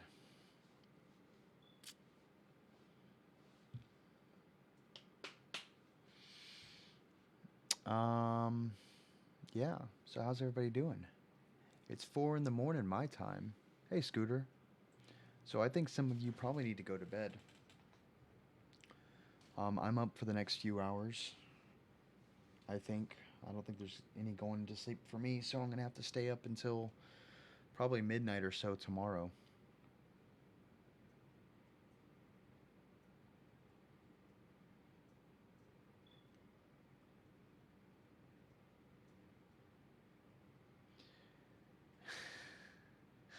Oh, Cianta, you're funny. What is up, Scooter? How you doing? We still have 19 people in here. That's pretty good.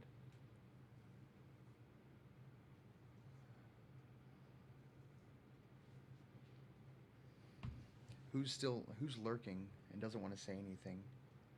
I wonder. Scooter's up for the next few days. Yeah.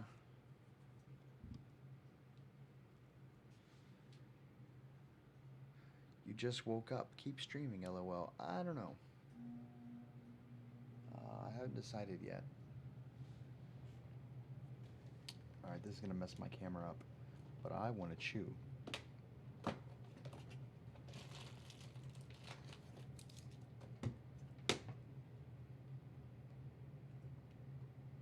Haha, I didn't mess my camera up. And your day just started. More stream.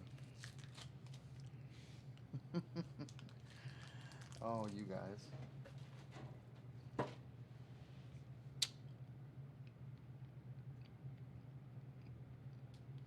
We'll see. I don't know. We got 20 people in here now. James, it lurks harder. Hey, Dingus, how you doing, bud?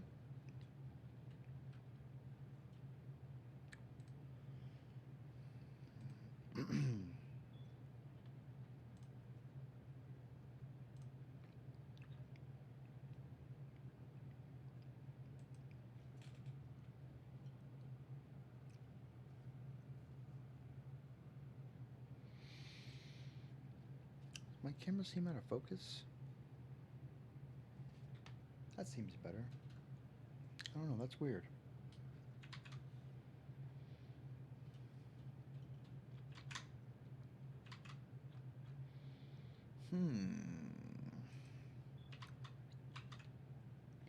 Sorry, Chappy. I think I better go to bed. See you later. Chattanooga Ed. You have a wonderful night, sir. Your favorite bird is the meadowlark. That's funny.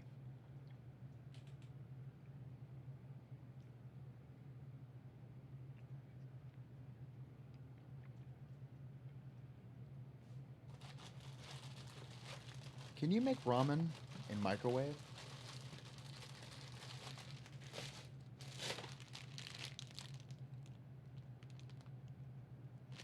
Can you cook this in microwave? I don't know why I want ramen right now, but I do.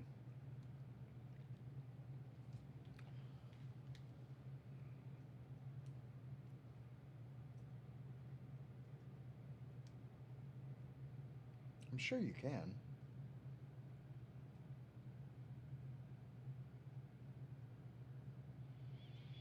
Oh.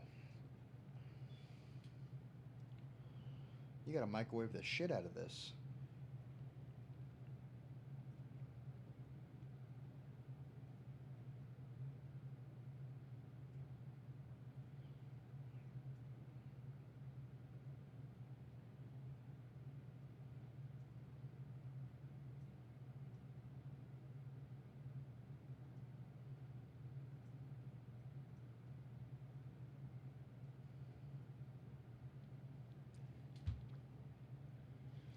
Yeah.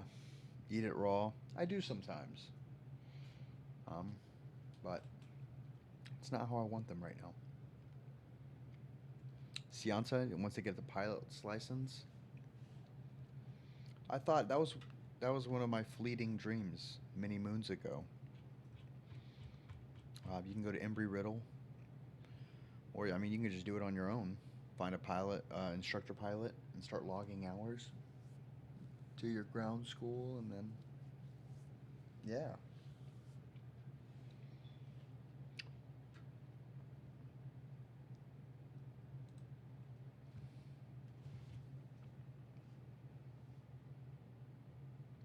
Have I missed anything since I've been gone most of the time?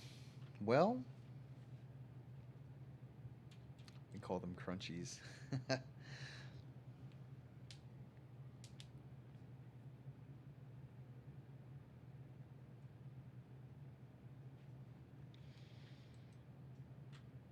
Eat it raw, snort the powder.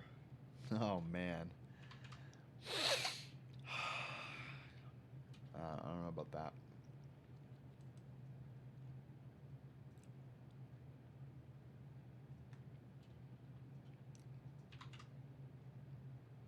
I feel like it doesn't take that long to cook the noodles on the stove, but maybe it does.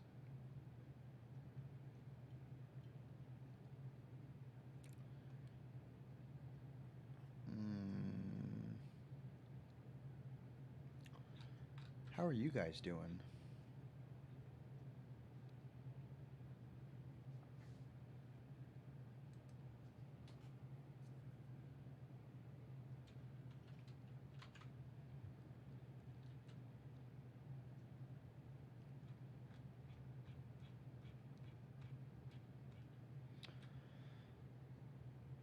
Um, I really want to eat right now.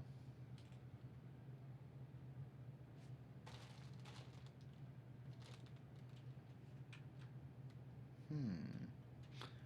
I don't know.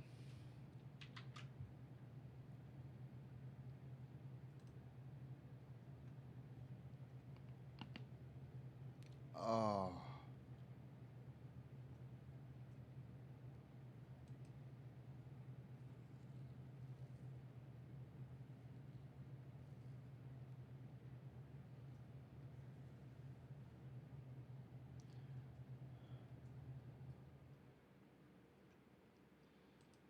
You can wear glasses and be a pilot. You can't be a fighter pilot without corrective surgery. But let's be honest. Do you want to be a fighter pilot? It's not something you can do as a civilian. And if you go the military route, it's still very hard to do. You can eat and still stream, you know. Yeah, but I'm going to have to go boil the water and then put the ramen in and let it boil for 3 minutes. Yeah, Chappy ASMR mukbang. That word sounds so dirty. It really does.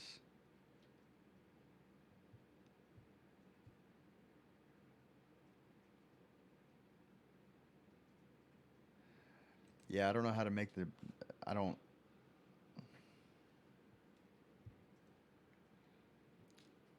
I've always made just,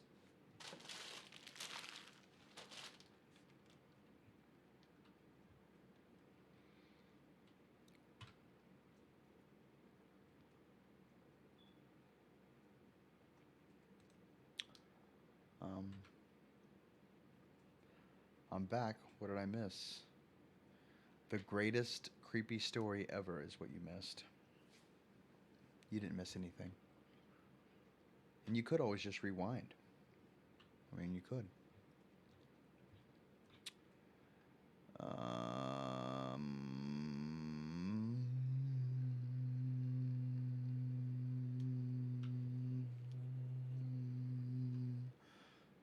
Take 5 minutes, Chappy. Do it, come back for mukbang. Yeah, if y'all don't mind. I'm going to go put the water on the boil. And I'll play some music.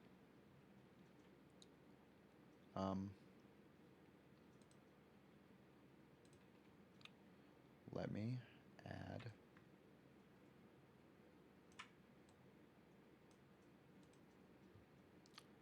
but we can take that one out, that one out.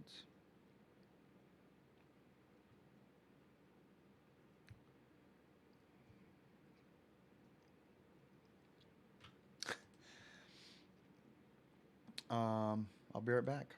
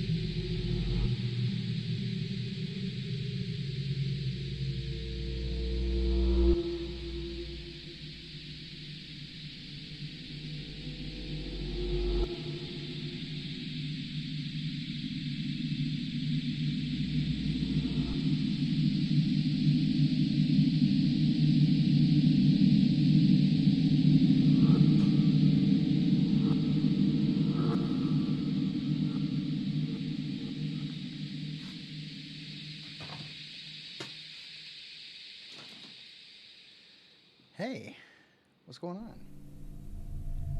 Oh shoot, not the Wi-Fi. Let me kill this music. That took a little while. I'm sorry about that, guys.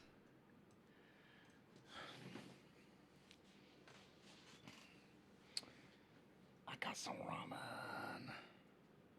And I had ramen earlier.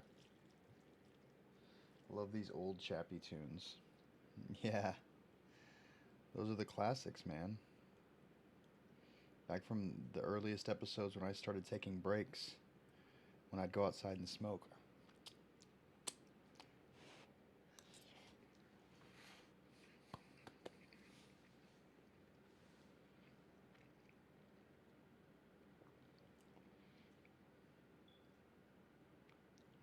You have the perfect drunk stoner sandwich.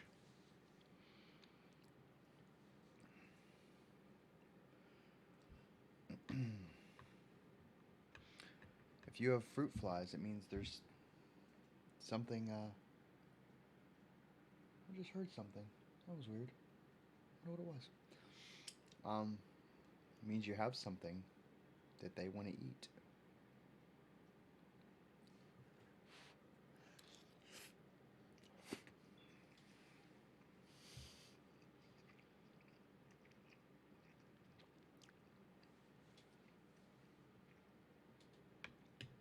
Maybe it's composting plants. Or not that they're composting. Maybe they're just, I don't know. Whatever. Don't judge me. I'm not going to judge you.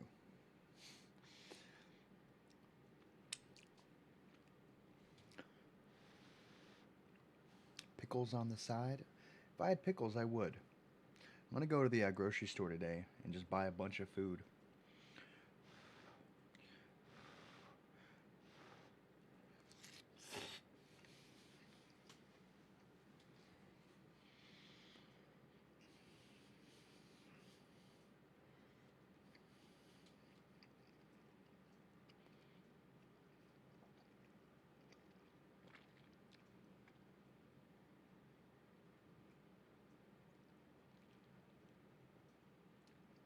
Absolutely not on the sandwich. Pickles, not optional.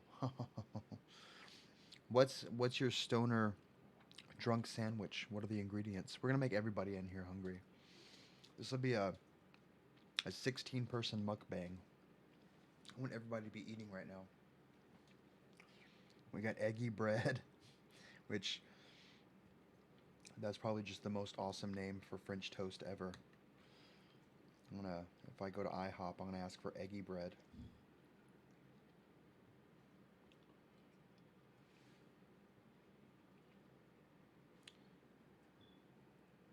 I like it when I don't cut my ramen up.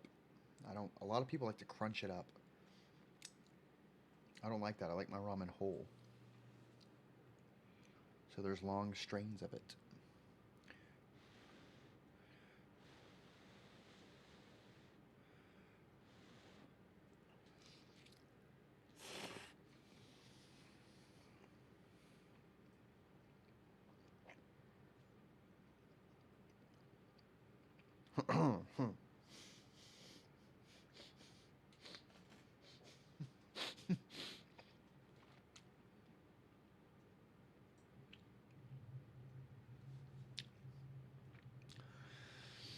I had a hot Cheeto chocolate donut sandwich. The Cheetos acted as the sandwich.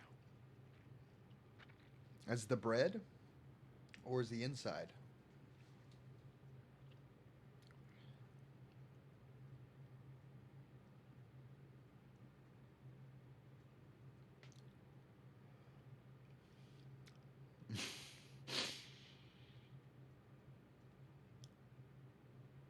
Ooh. Roast beef Sammy. Can't get mad at that.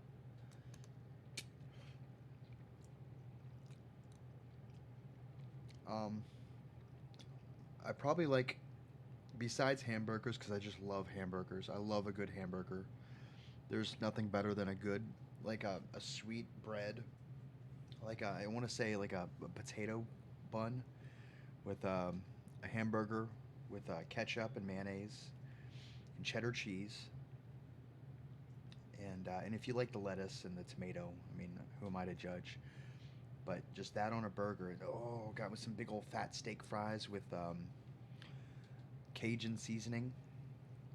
Oh man, and you dip them in mayonnaise. Don't judge me.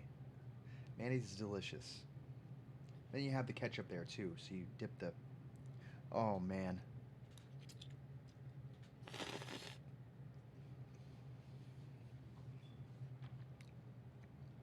a sandwich with eggs, tomato, ham, cheese, cucumber, mayo salad.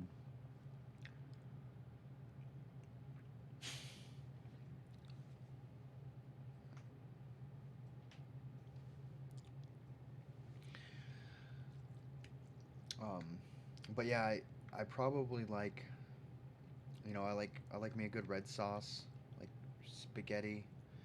But like chicken parm is one of my favorites. Oh, I love me a good chicken parm.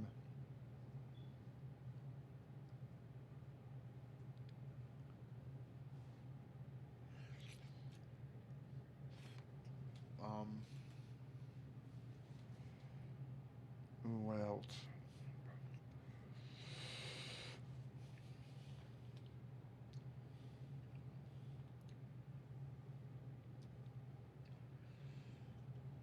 Oh man. I mean, there's just so many things that are just, like a day old spaghetti that's been marinating in its own sauces.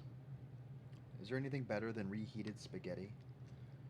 Oh, just, oh,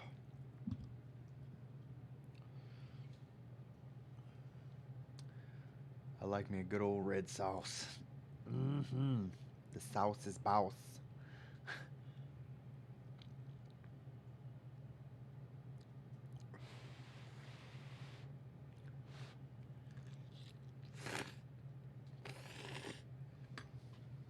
I'm gonna start muting myself.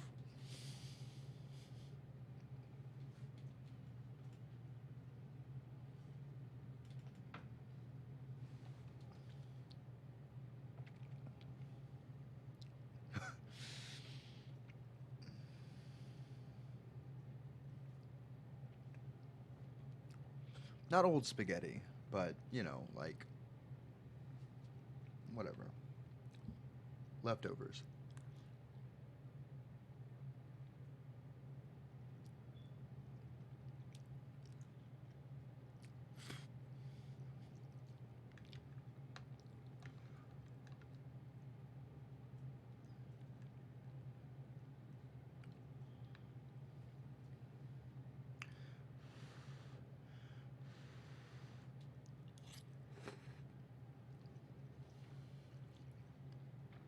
The hunger of a Norwegian god.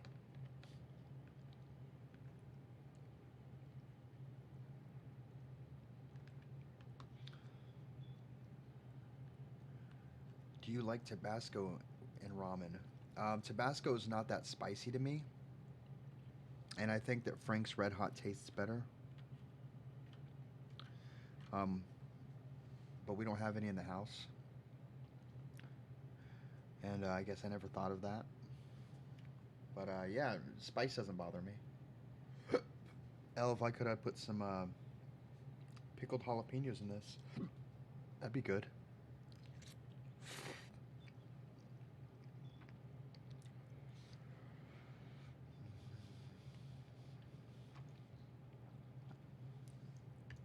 I don't think butter on a Pop Tart's that good.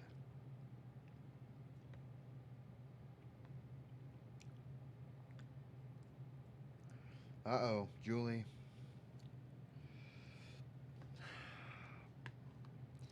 Sorry. Food's supposed to bring us together, not tear us apart. I don't judge anybody for their food. You shouldn't either. You should celebrate the spaghetti, because spaghetti is beautiful.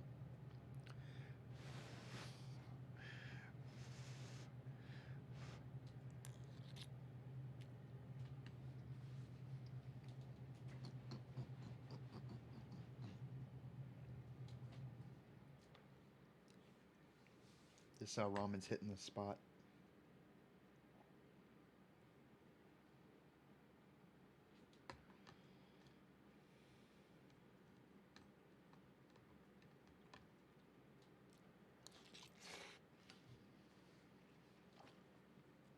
You guys ever butter a cake?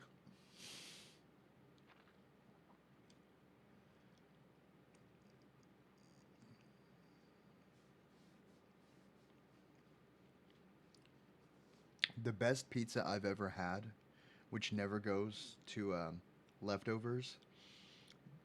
Pizza Hut used to offer a barbecue pizza that had like pulled pork just dripped all over the pizza in little perfect pockets of deliciousness. Um, it with the melty cheese and the sweet barbecue sauce and oh, it was so good. Pizza Hut needs to bring that back because it was probably the best tasting pizza ever.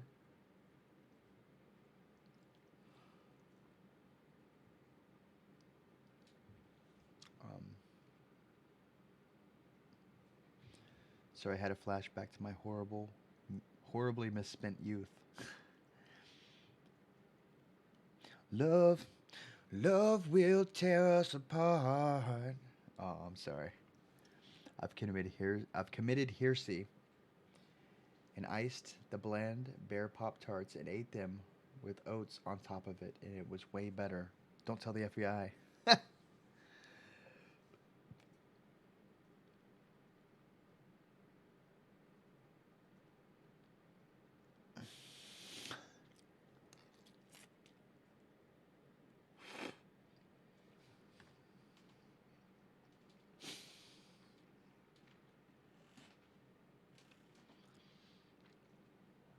If all of you want to mute Julie right now, that's fine. You know, just block her for the time being. um, you make the grossest concoction that makes you feel happy. You do you, boo boo. You do you. Who is Julie to judge?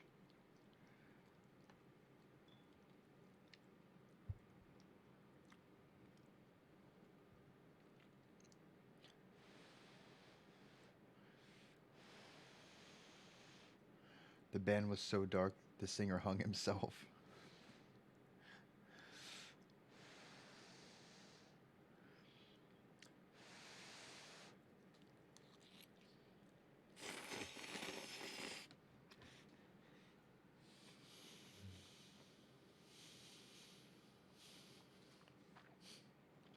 Thank you, Retro.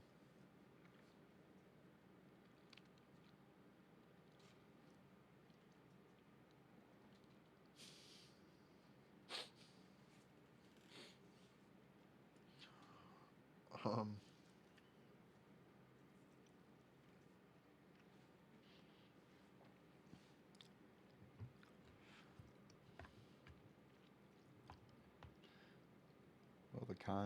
well, that kind of didn't. Love literally tore him apart. Well, I mean, I'm pretty sure the rope severed his spine. I mean, that probably tore him apart.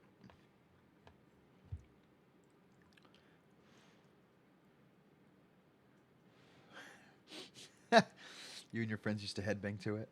That song? I'm messing on my keyboard.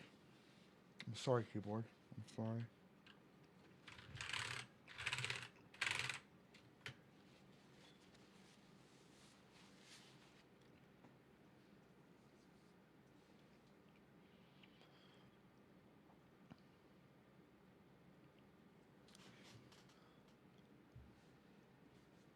I think you should all just be happy.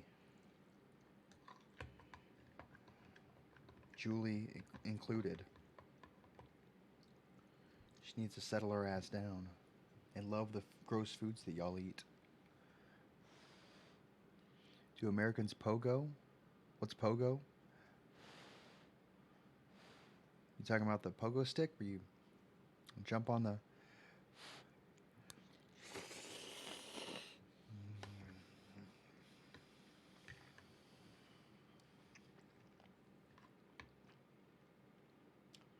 I'm sorry if you can hear my mouth noises. I don't like when I hear people's mouth noises. So if you want to turn me down, you can.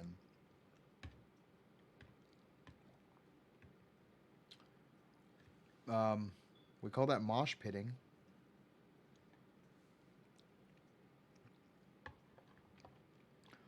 We mosh pit. Yeah. Or mosh, yeah. Jesus, how long is that one? Stupid forever long. Here we go.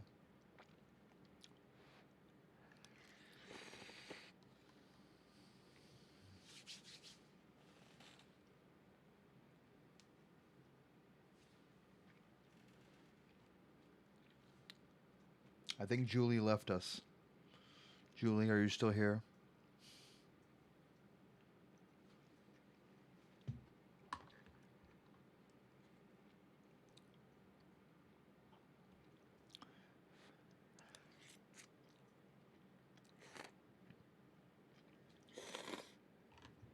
Hit my nose.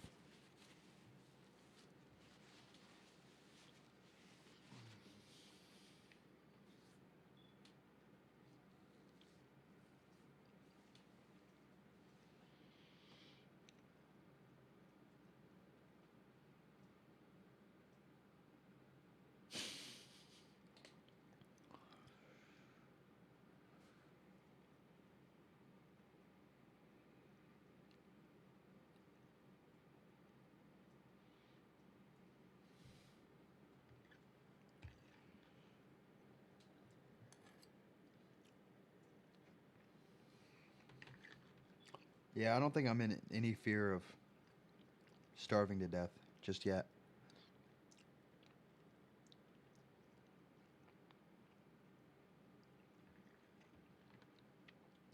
It's 4:48 in the morning. Do you know where your parents are?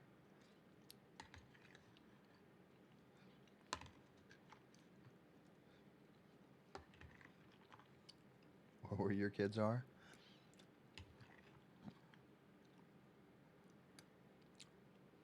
I really do think Julie left. Aw, Julie, come back.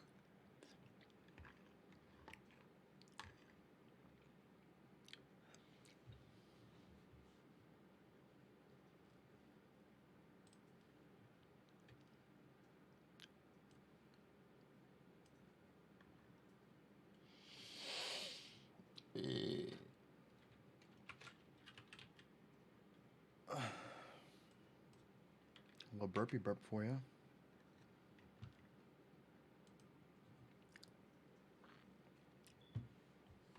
Time to drink the juice.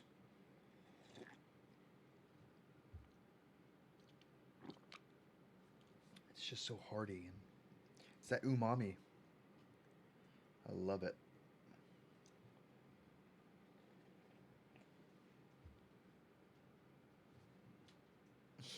Mm-mm.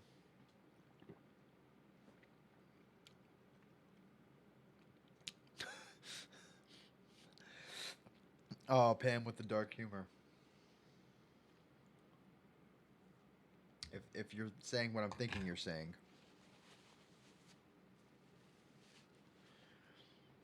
If not, well.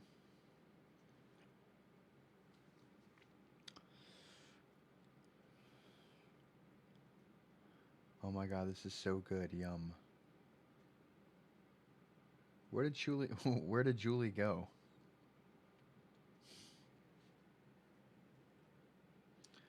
You don't look a day over 75.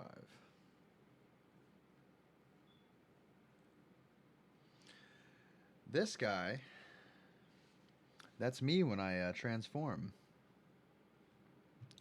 With the nose ring, you see there, and the little tuft of hair and the long hair. That's me when I go all creepy.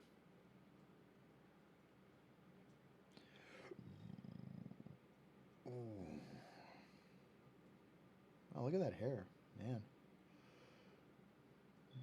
Um, yeah.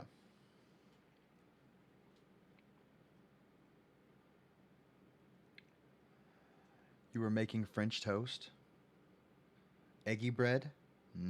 Eggy bread. Mmm. With spaghetti sauce. I'm just kidding. That's terrible. Um, good ramen was good. Did you make that, Chappy? What do you mean? No, no, this Yandere did. Yandere Shiki. Or Morgashire. Um, hang on.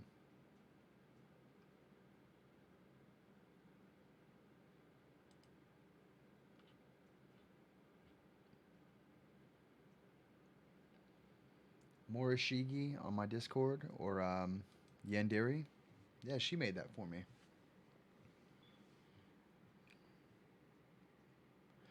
I should live stream how British people make eggy bread. You should. I mean, you'd get people would be like, "The fuck is eggy bread?" And then just this small continent of people, whatever you want to call England, this country,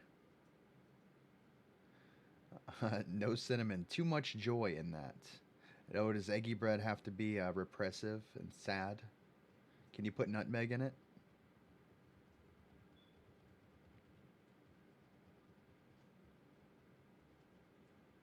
I got really good at making French omelets, then decided you don't like them. What are French omelets? Gotta Google this.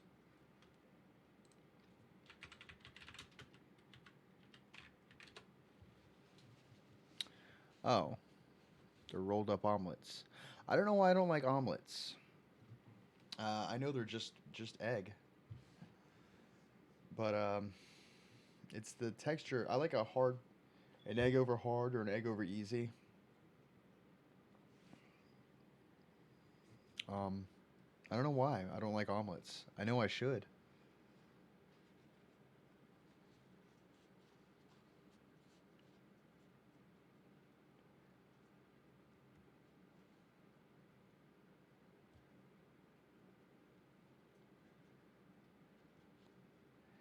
50 people in England watching some guy live stream eggy bread because nothing on the telly. Yeah.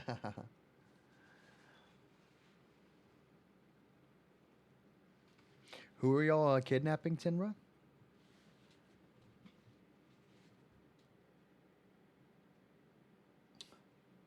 I just looked down at my phone. And this just freaked me out a second.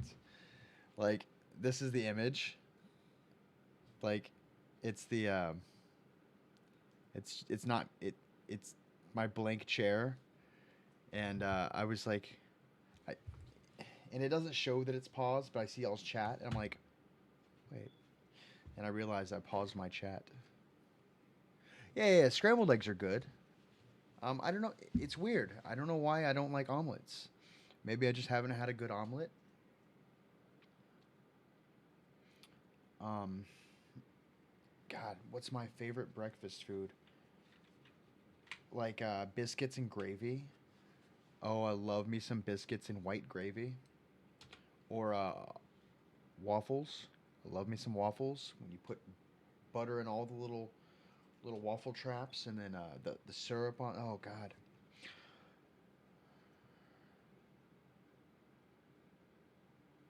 I mean, I probably like French omelets. I just don't know.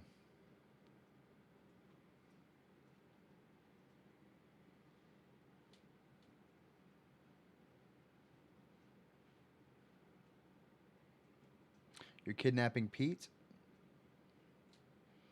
Oh, right on. Why do you want to kidnap Pete? Just so I know, you know.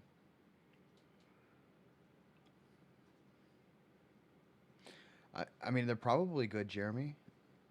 I don't think I've ever had one. Um, and maybe at ChappyCon we'll have you up there cooking.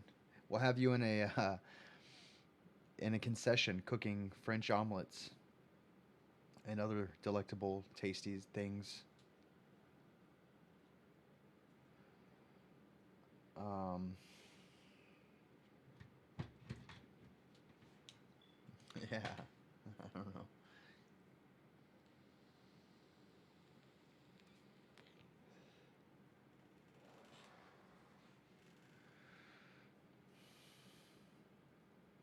I'm just saying what y'all are saying. And brutally scream at the eggs as I break them and beat them, and then go straight back to being all repressed and British as I show how to fry it. There you go. You hear the broomstick against the floor. Your neighbor downstairs telling you to shut up. Wait, a ChappyCon? Where? Um, I don't know where the ChappyCon's going to be. I think Texas because it's a pretty central place for America.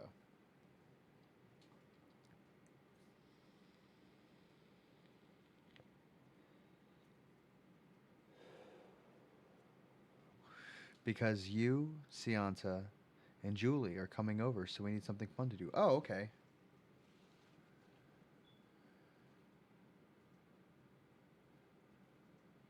Do I watch any movies or TV shows?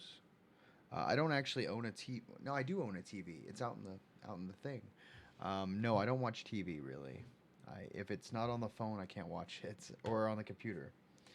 But I watch Netflix. Like I need to see if there's a new Rick and Morty.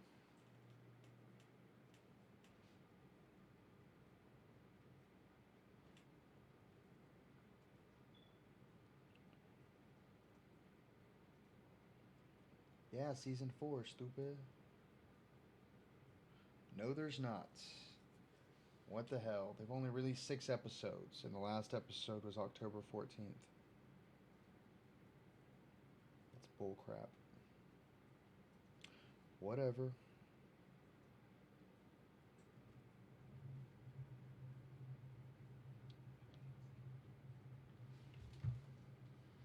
Boris Johnson delays Brexit to show YouTube how he makes eggy bread. Ooh. Do you watch anime? I don't really watch a whole lot of anime. I have. I've watched Bleach and Full Metal Alchemist, and some other ones, but not religiously. And those of you wondering, eggy bread is French toast, apparently, without all the fun stuff. So there you go. Do I watch Always Sunny? No, I probably need to because it's very funny. I've caught episodes and I liked it.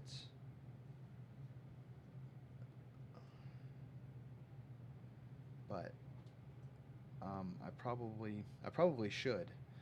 One rule: no eggy bread in this house.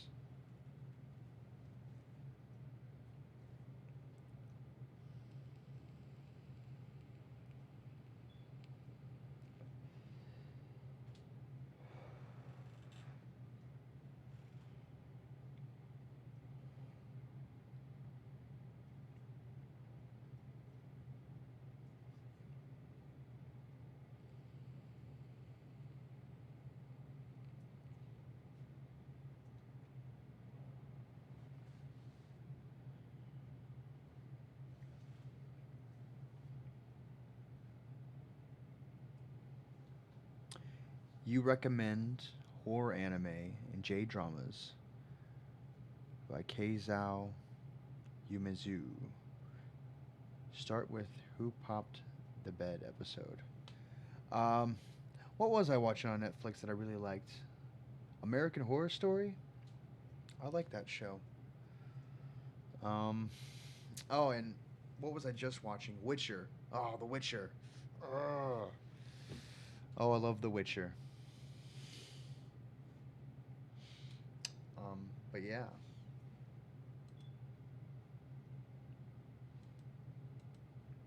Hey, I'm upside down. Wait. Ah, you can't. Special effects, right? I'm sick with them.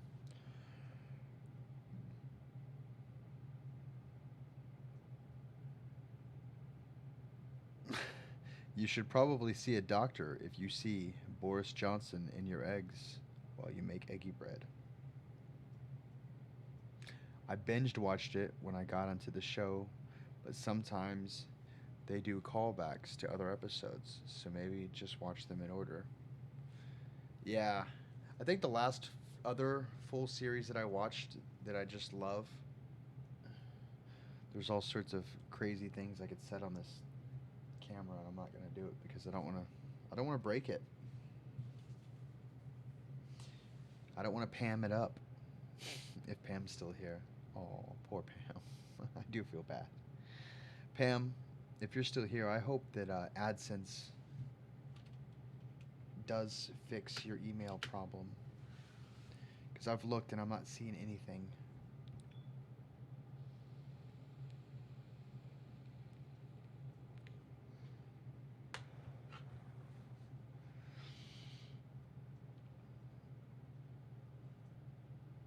There's something in my foot right now that feels like a piece of glass that's just stabbing in. But I've looked and I can't see anything. I'm thinking about getting a piece of tape and just putting it over and ripping it off, see if that does it. It's probably a little hair or something. And the stream disconnected.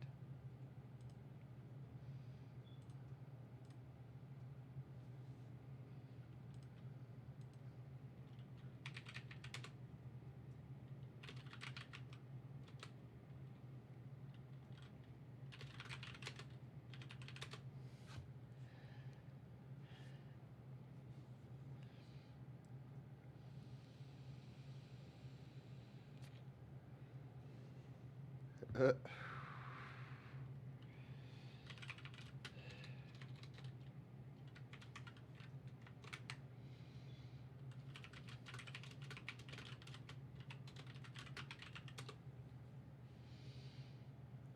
um. Oh. Ha. Ha.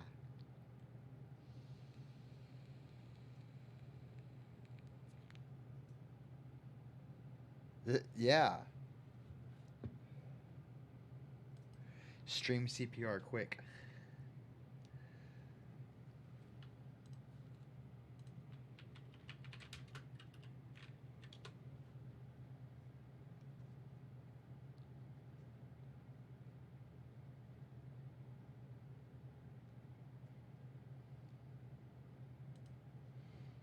So far, they haven't answered.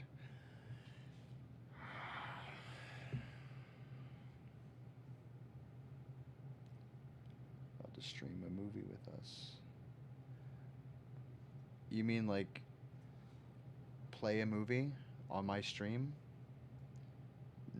Copyright infringement.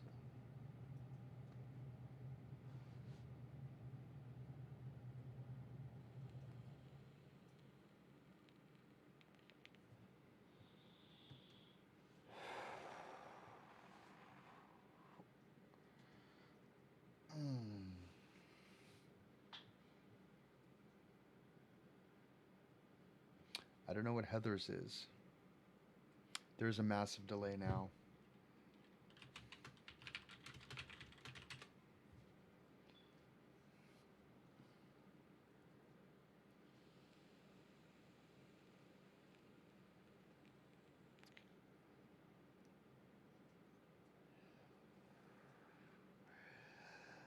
Uh,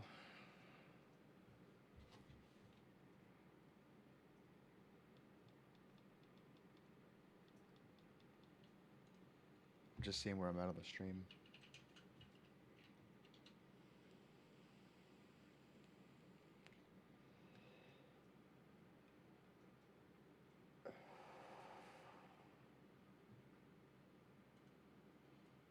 So far, they haven't answered. Oh, there's not that bad of a delay. Yeah, the delay's not that bad. It's still about the same. About 30 to 45 seconds. Less than a minute.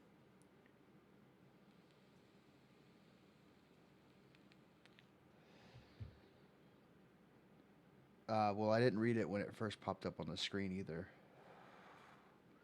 But yeah, there's a bit of delay. This isn't a jewel, but this was the jewel was my gateway.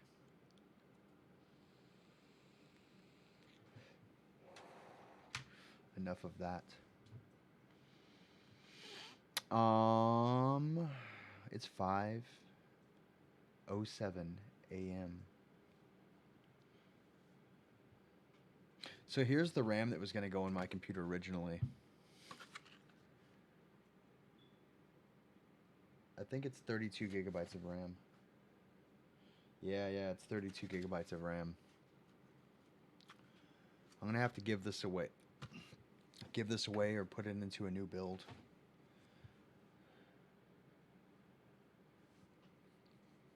Heathers? Where do I find Heathers at?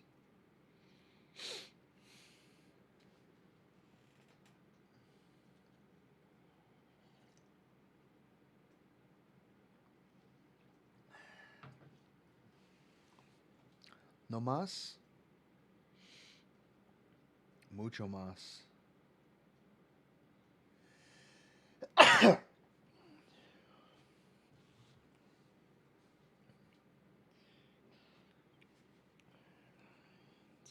11, 12, 13, 14,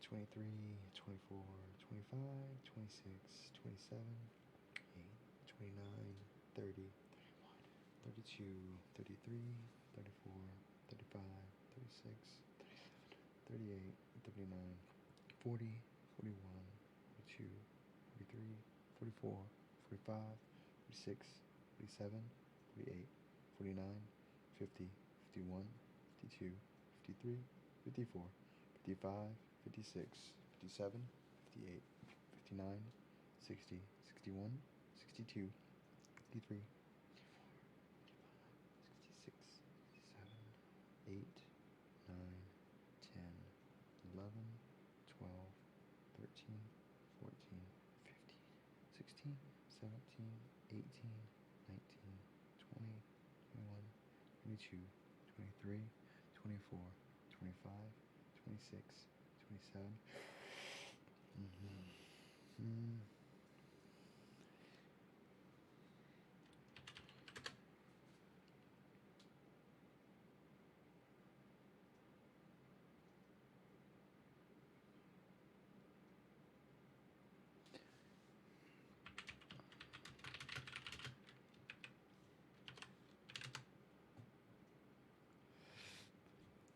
You can't believe I haven't seen Heathers. Yeah, I don't know.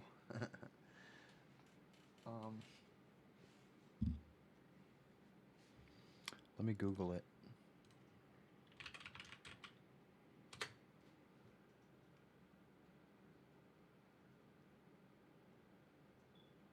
Oh. It's a girl show.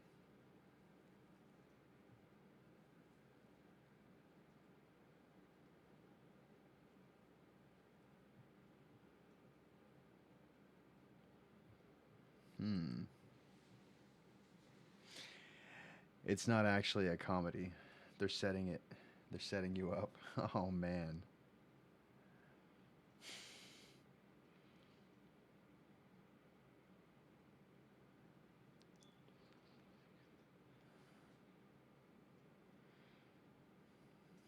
I've never seen Heathers. It's fine. This will take y'all about 2 minutes to see.